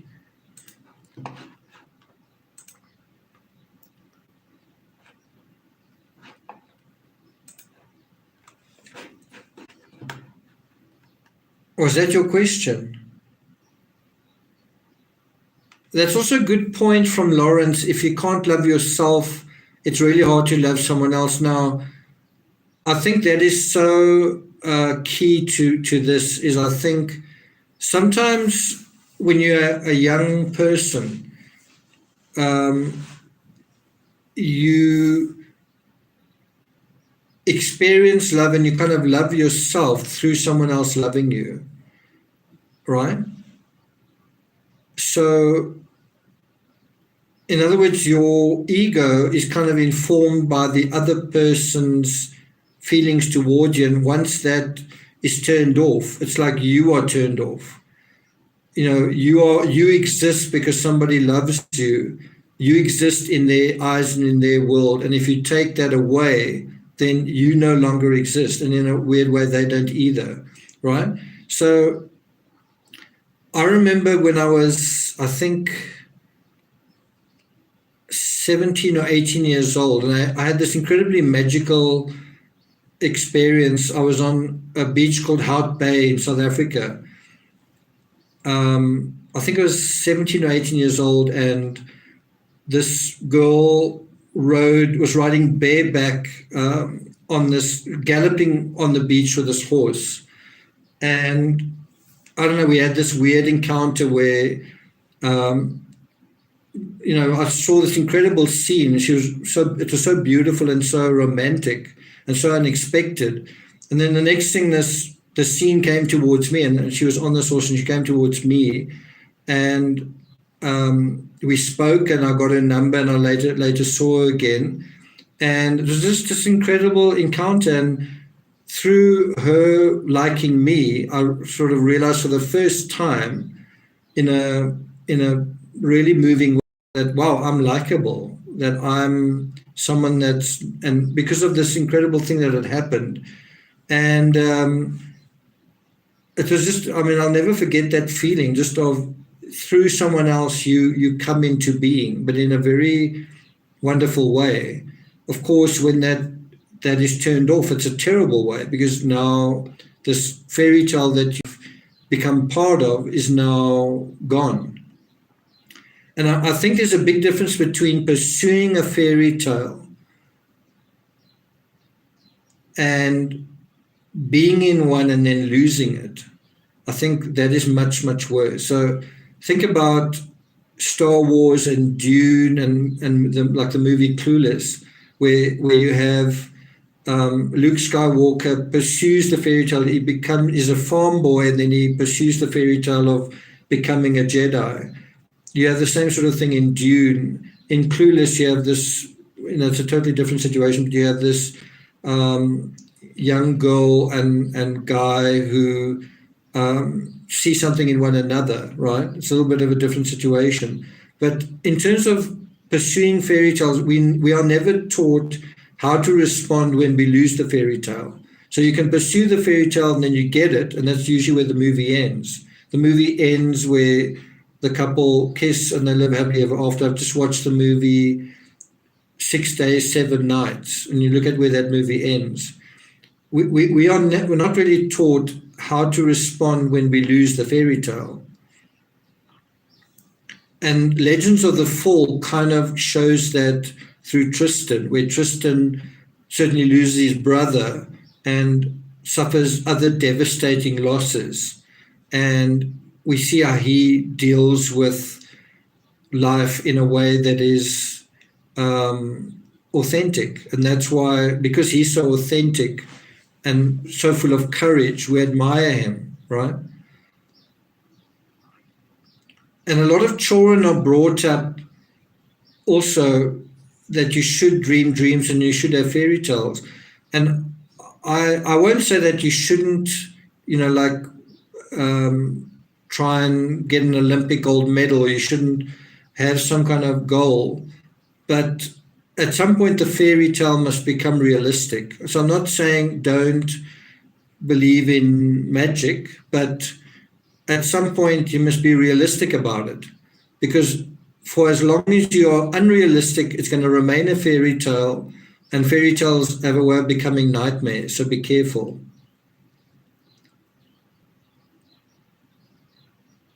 Reality is both more kind of simpler and more ordinary than we imagine, and the opposite. I mean, think about the reality beyond the earth, that we are on this ball swinging through space, part of this spiderweb fabric that goes on and on and on and on and on. Reality is both kind of dull and ordinary and also stupendous at the same time. Depends on where you want to look at it from, kind of thing. Life also, you might say, life's boring. Well, in the context of it ending, it's set up to be quite a story, because it has a beginning, middle, and end.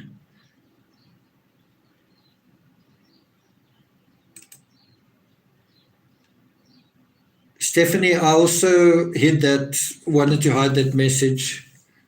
Okay, so we're on an hour 52. I see super chats haven't been particularly amazing this session, but thank you to those who have contributed. I do really want to thank the folks on Patreon who stood by me. I just want to thank you guys. A lot of you guys are here in chat. I just really want to extend my gratitude to you guys. Someone always dies in a fairy tale, that's true.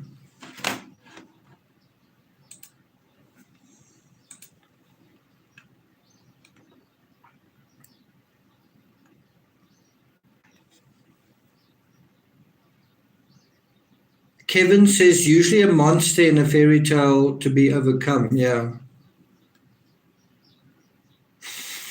I just want everyone to wish Stephanie a happy birthday for yesterday. It was her birthday yesterday.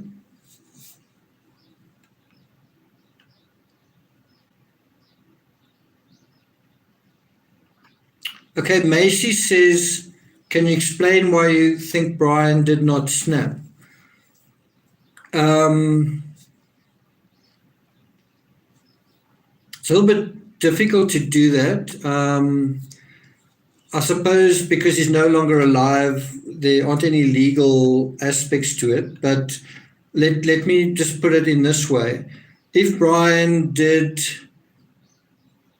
was responsible for Gabby's death and she died by manual strangulation, then it takes 4 to 6 minutes for that to take place. And how long does snapping take? Right? Good night, Margarita. How long does it take to snap? And so how long does strangling take? It takes a much, much longer period of time. If he did snap, then he would have snapped out of what he was doing as well. Something else I wanted to mention in terms of this thing of, although it's a little bit different, you don't destroy something that you love. As I say, it's a little bit different.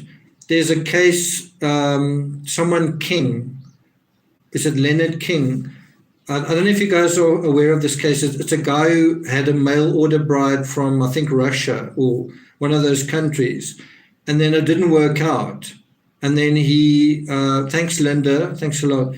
And then it didn't work out, and then he strangled this lady, right? She was a mail order bride, and was obviously very much caught up in the whole thing until he wasn't. So people can be quite superficial in that way. You can love someone until you don't. It doesn't mean you didn't love them.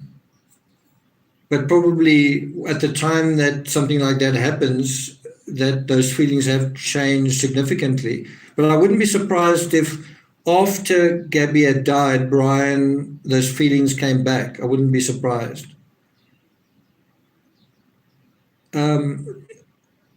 Okay. Sherry Parr. Bria Lace, I can't believe you're still awake and it's 5 o'clock in the morning where you are. Can't believe it.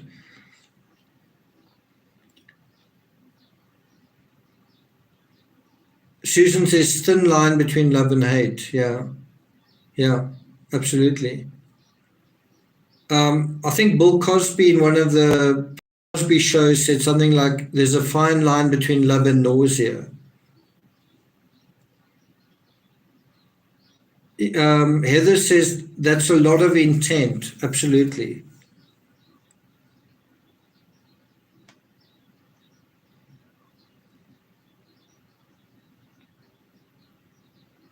So I see my voice is starting to go.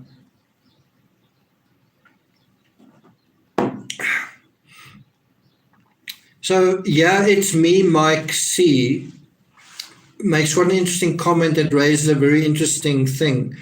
Thanks, Nurse Nelson from Australia. Nurse Nelson, are you following the Cleo Smith case? So yeah, it's me, Mike says, I almost feel Brian was suicidal and he snapped. Okay. So what I'm going to do is just, and this is the last thing I'm going to say on the subject before saying goodbye, think of it in an inverted way. Terry Dean, thanks a lot. Mindfulness, thanks very much for that. Think of it in an inverted way. Stephanie, I should be giving you a gift. I love our community. You all brighten my day. Thank you for the unexpected live tonight. Thank you, Stephanie. I'm quite surprised you're here, but I'm glad you're here. Thanks, Batman. So think of it in an inverted way, right? So we are stuck in the countdown. We're stuck in the timeline. And so we go, like Brian Anthony's retracing Gabby's footsteps. But think of it in a totally different way. If you rearrange the timeline, if you take things out of context, so in other words, you say, you take Gabby out of the equation entirely, right? Just temporarily. You take Gabby completely out of the story and you say, who is Brian Laundrie? What kind of person is Brian Laundrie? What kind of psychology are we dealing with? And you say, and again, take Gabby temporarily right out of the story, right? So you say, Brian is self-destructive, self-negating, suicidal. Brian, and we don't know that he did. It's not absolutely confirmed. It does look that way. And for the sake of argument, let's assume that he did. And so let's say you say that Brian is ultimately a suicidal young person. That suggested that he must have had either depression or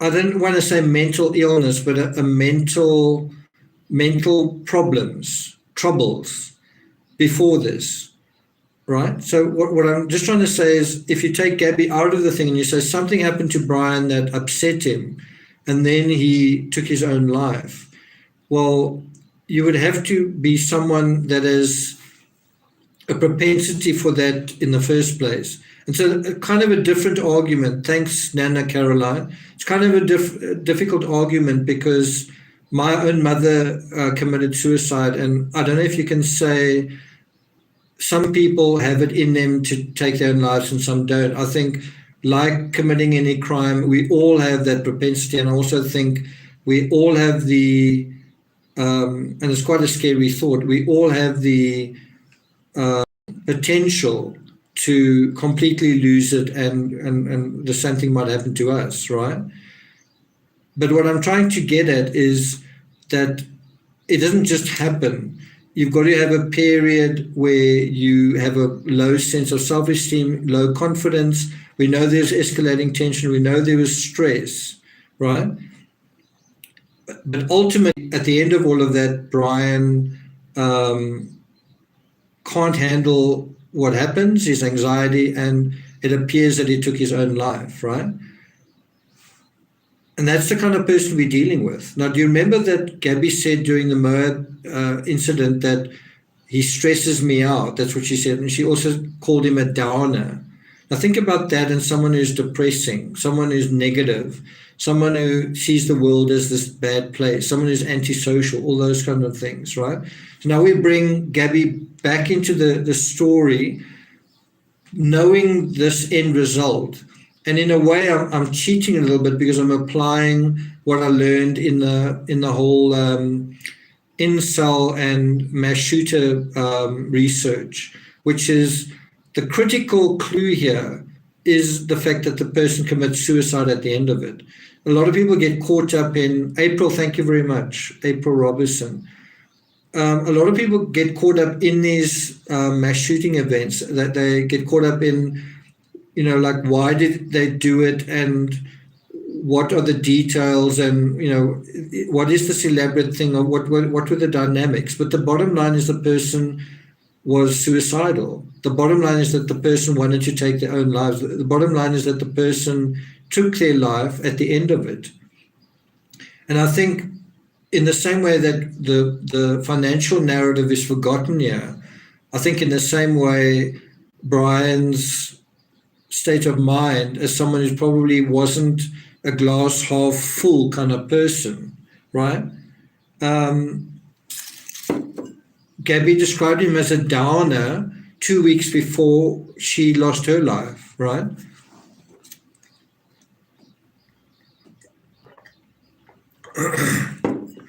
And so if you take it back from that, where he takes his own life, and you then go back with Gabby, you can kind of almost see a scenario where if Gabby is his reason for living, and Gabby, for whatever reason, takes that reason away, she either says, it could be a situation where he realizes she only needs him for her project. They're arguing more and more and more, but she needs him to drive the vehicle. She needs him to take photos of her, but he kind of realizes, wow, she's far more beautiful than I am. She's far more confident than I am. Or, he can't handle the anxiety when someone pays attention to her or whatever it is. And she's going to be much better at making the van life thing happen. Or, I don't know, whatever. It's just whatever, he's not hacking it. And so she exposes this side to him. And so from it being a fairy tale, it becomes a nightmare. And then he blames her for her nightmare. He blames her for his nightmare. In a weird way, just like Jodi Arias. Jodi Arias was in a fairy tale in her mind with Travis Alexander, and then it becomes a nightmare. And then she, in her own weird, twisted way of thinking, sees Travis as it's his fault that she's in this nightmare.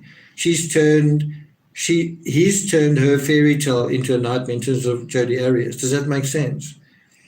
So I don't know if there's some of you who thought none of this makes sense, and now maybe it does make a little bit more sense.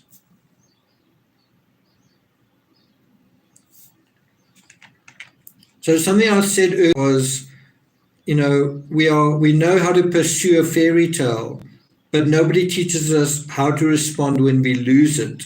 And certainly Brian didn't have the character armor, the ego armor to deal with the anxiety in the aftermath of Gabby no longer being there. And he could no longer be there for himself either, which is why he exits his own story.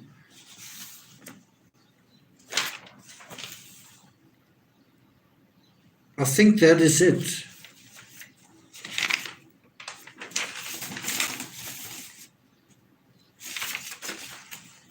So what do you guys think? Can you destroy the thing you love?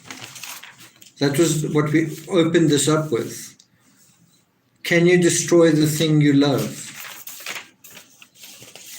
And you might say, well, you didn't really love it in the first place, but what if you did?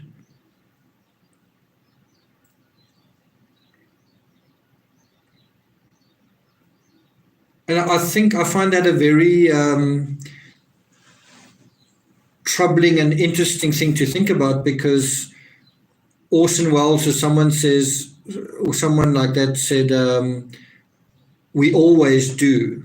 We always destroy the thing that we love. Not maybe we do or maybe we can, but that we invariably do. And you might think about any relationship you're in where you really loved someone. What happened to it? Think about a marriage that can end in a divorce. Can you destroy something that you love? How can you not do that?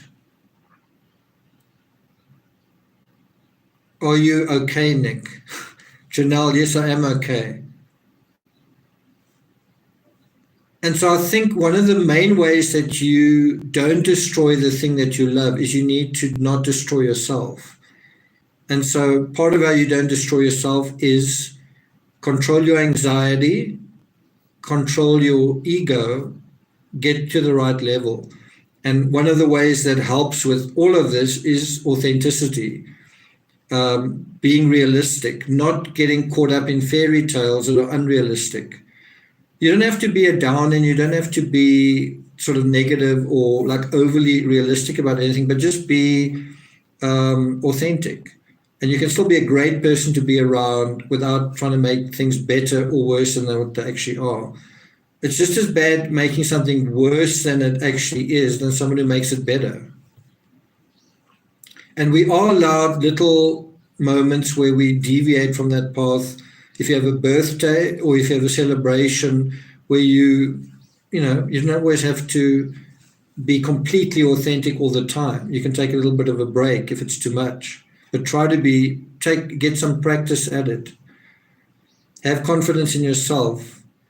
Life on life's terms.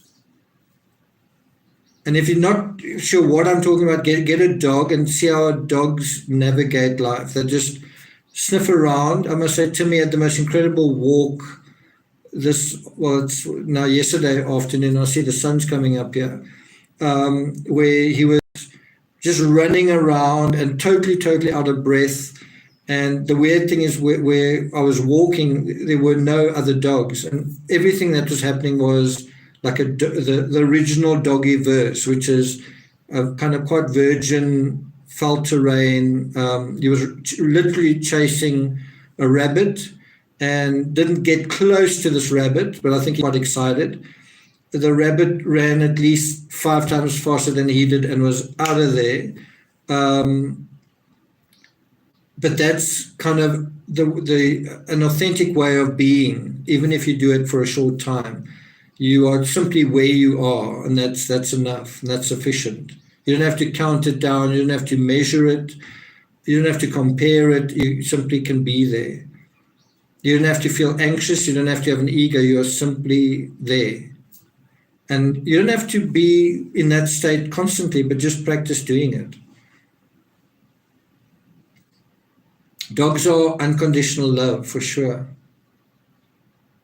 Be content. Dogs do get jealous, which is interesting. Do they have ego?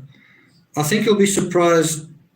Dogs, cats have personalities, and they do have ego. They can be jealous. They can feel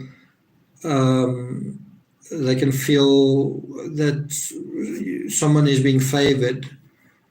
So it's quite interesting. Thanks for the free therapy. Okay, pleasure.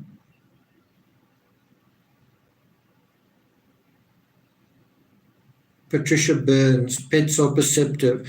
Okay, guys, I've been on for over 2 hours. I'm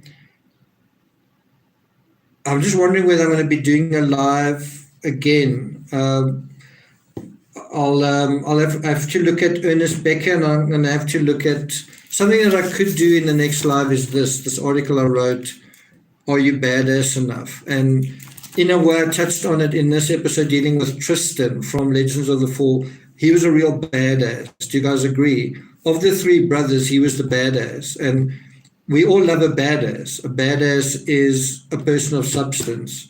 He's not the perfect person. He's not a textbook person. And he's not someone who's totally like off the rails, like a criminal. It's someone who is generally a good person, but is a person of substance, a person who has experienced life and has developed a bit of a sense of humor and a perspective on it. This was free therapy. Linda Ball says, I love Tristan. I think a lot of people did. My dog is sleeping beside me. I think this has been ASMR for him. Do you want to see Timmy down here? Can you see him?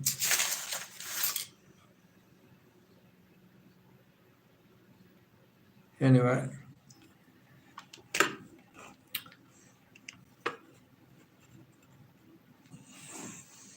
Love John Wayne, the person. Okay.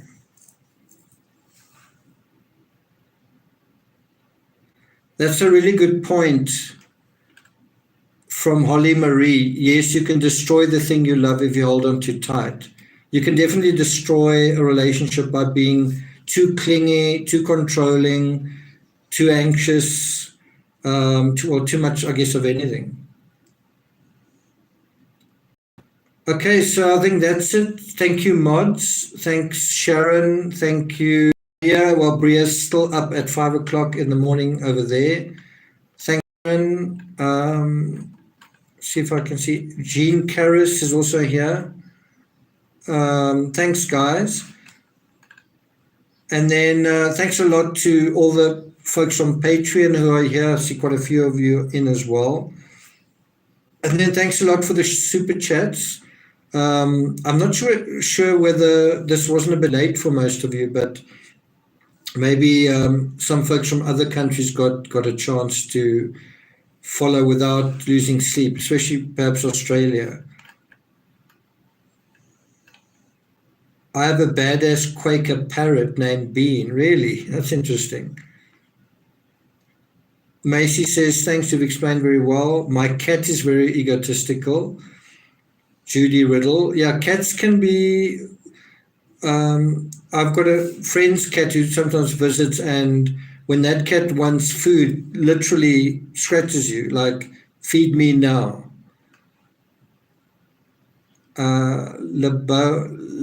Labuku says, Nick and TCS community are the best. Thanks for that. Bit of a risk taker. Stephanie says, wow, almost the same number of likes as the number of people in chat.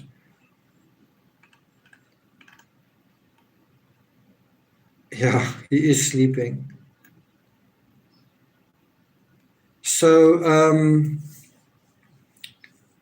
yeah, I think it's about time to wrap up. I do want to talk to my patrons about what's going to be happening in November.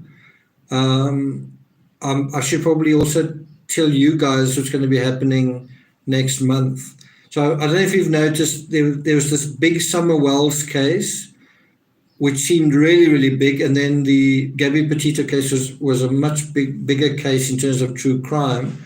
But that seems to be settling down now. And one wonders whether there's going to be a case after this, or whether the Gabby Petito case is going to continue to sort of blow and I think there's a lot more to come with the Gabby Petito case, but I think the big milestones are sort of passed. So I think what is going to still come out is Brian Laundrie's notebook, the results of the anthropologist, which might be 2 to 3 weeks from now. But November is going to be an interesting month, but I think very different to this month, to October. Any news on Cleo? No, except that we've passed a 2-week milestone. Cleo Smith might be quite a big case. I don't know. Is it becoming very big in Australia? I know it's big in Western Australia. But if you're interested in other cases, I have covered 3 episodes now on Cleo Smith. Any news on Star Hudson? I'm not familiar with that.